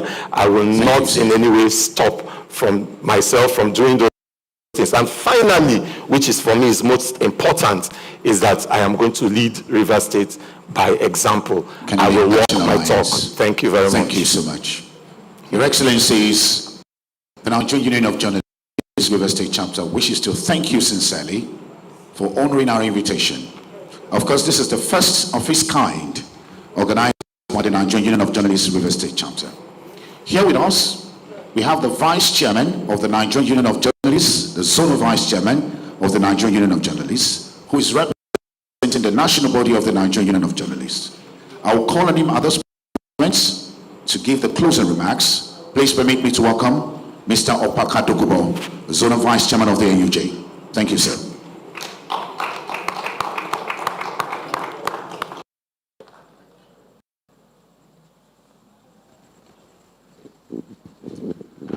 Thank you so very much. It is good to have you here. I'd like to say something to you. You have not just honored the Nigerian Union of Journalists, you have honored Rivers people. And I am very sure Rivers people have taken note. I bring you the warm regards of the National Secretariat of the NUJ. And I want to say to you, the National Secretariat is very grateful that this is happening. I do know, yes, of a truth, this is groundbreaking. This is the first of its kind in Rivers State. But I do know that this happens everywhere. As chairman here, I had my own issues trying to organize this. It didn't happen. And it didn't happen because the crop of politicians we had then, probably, if you like, didn't have so much. In my own view, they didn't have so much regard, so much respect for the people of Rivers State. But I see a different Rivers State coming up, different crop of politicians now, and I want to think that you are very decent. Any of you, actually very well, eminently qualified to take Rivers State to the next level. I'd like to say thank you so very much for this honor, and to tell you that indeed, journalists in Rivers State. Let me thank the NUJ leadership at this point for clearly doing this. I want to thank you so much. For the sponsors, I'd like to thank you very much.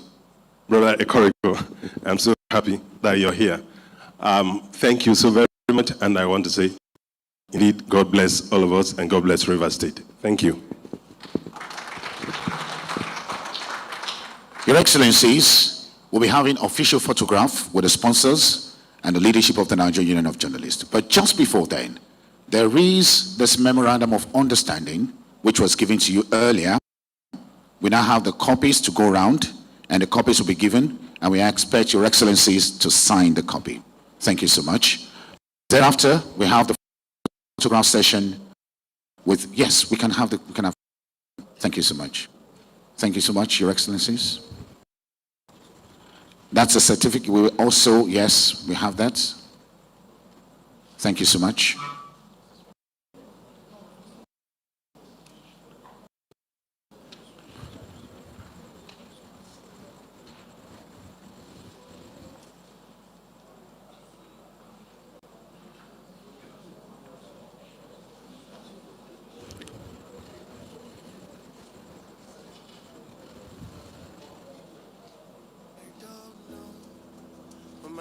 Thank you so much, sirs. At this juncture, esteemed ladies and gentlemen, I want to thank you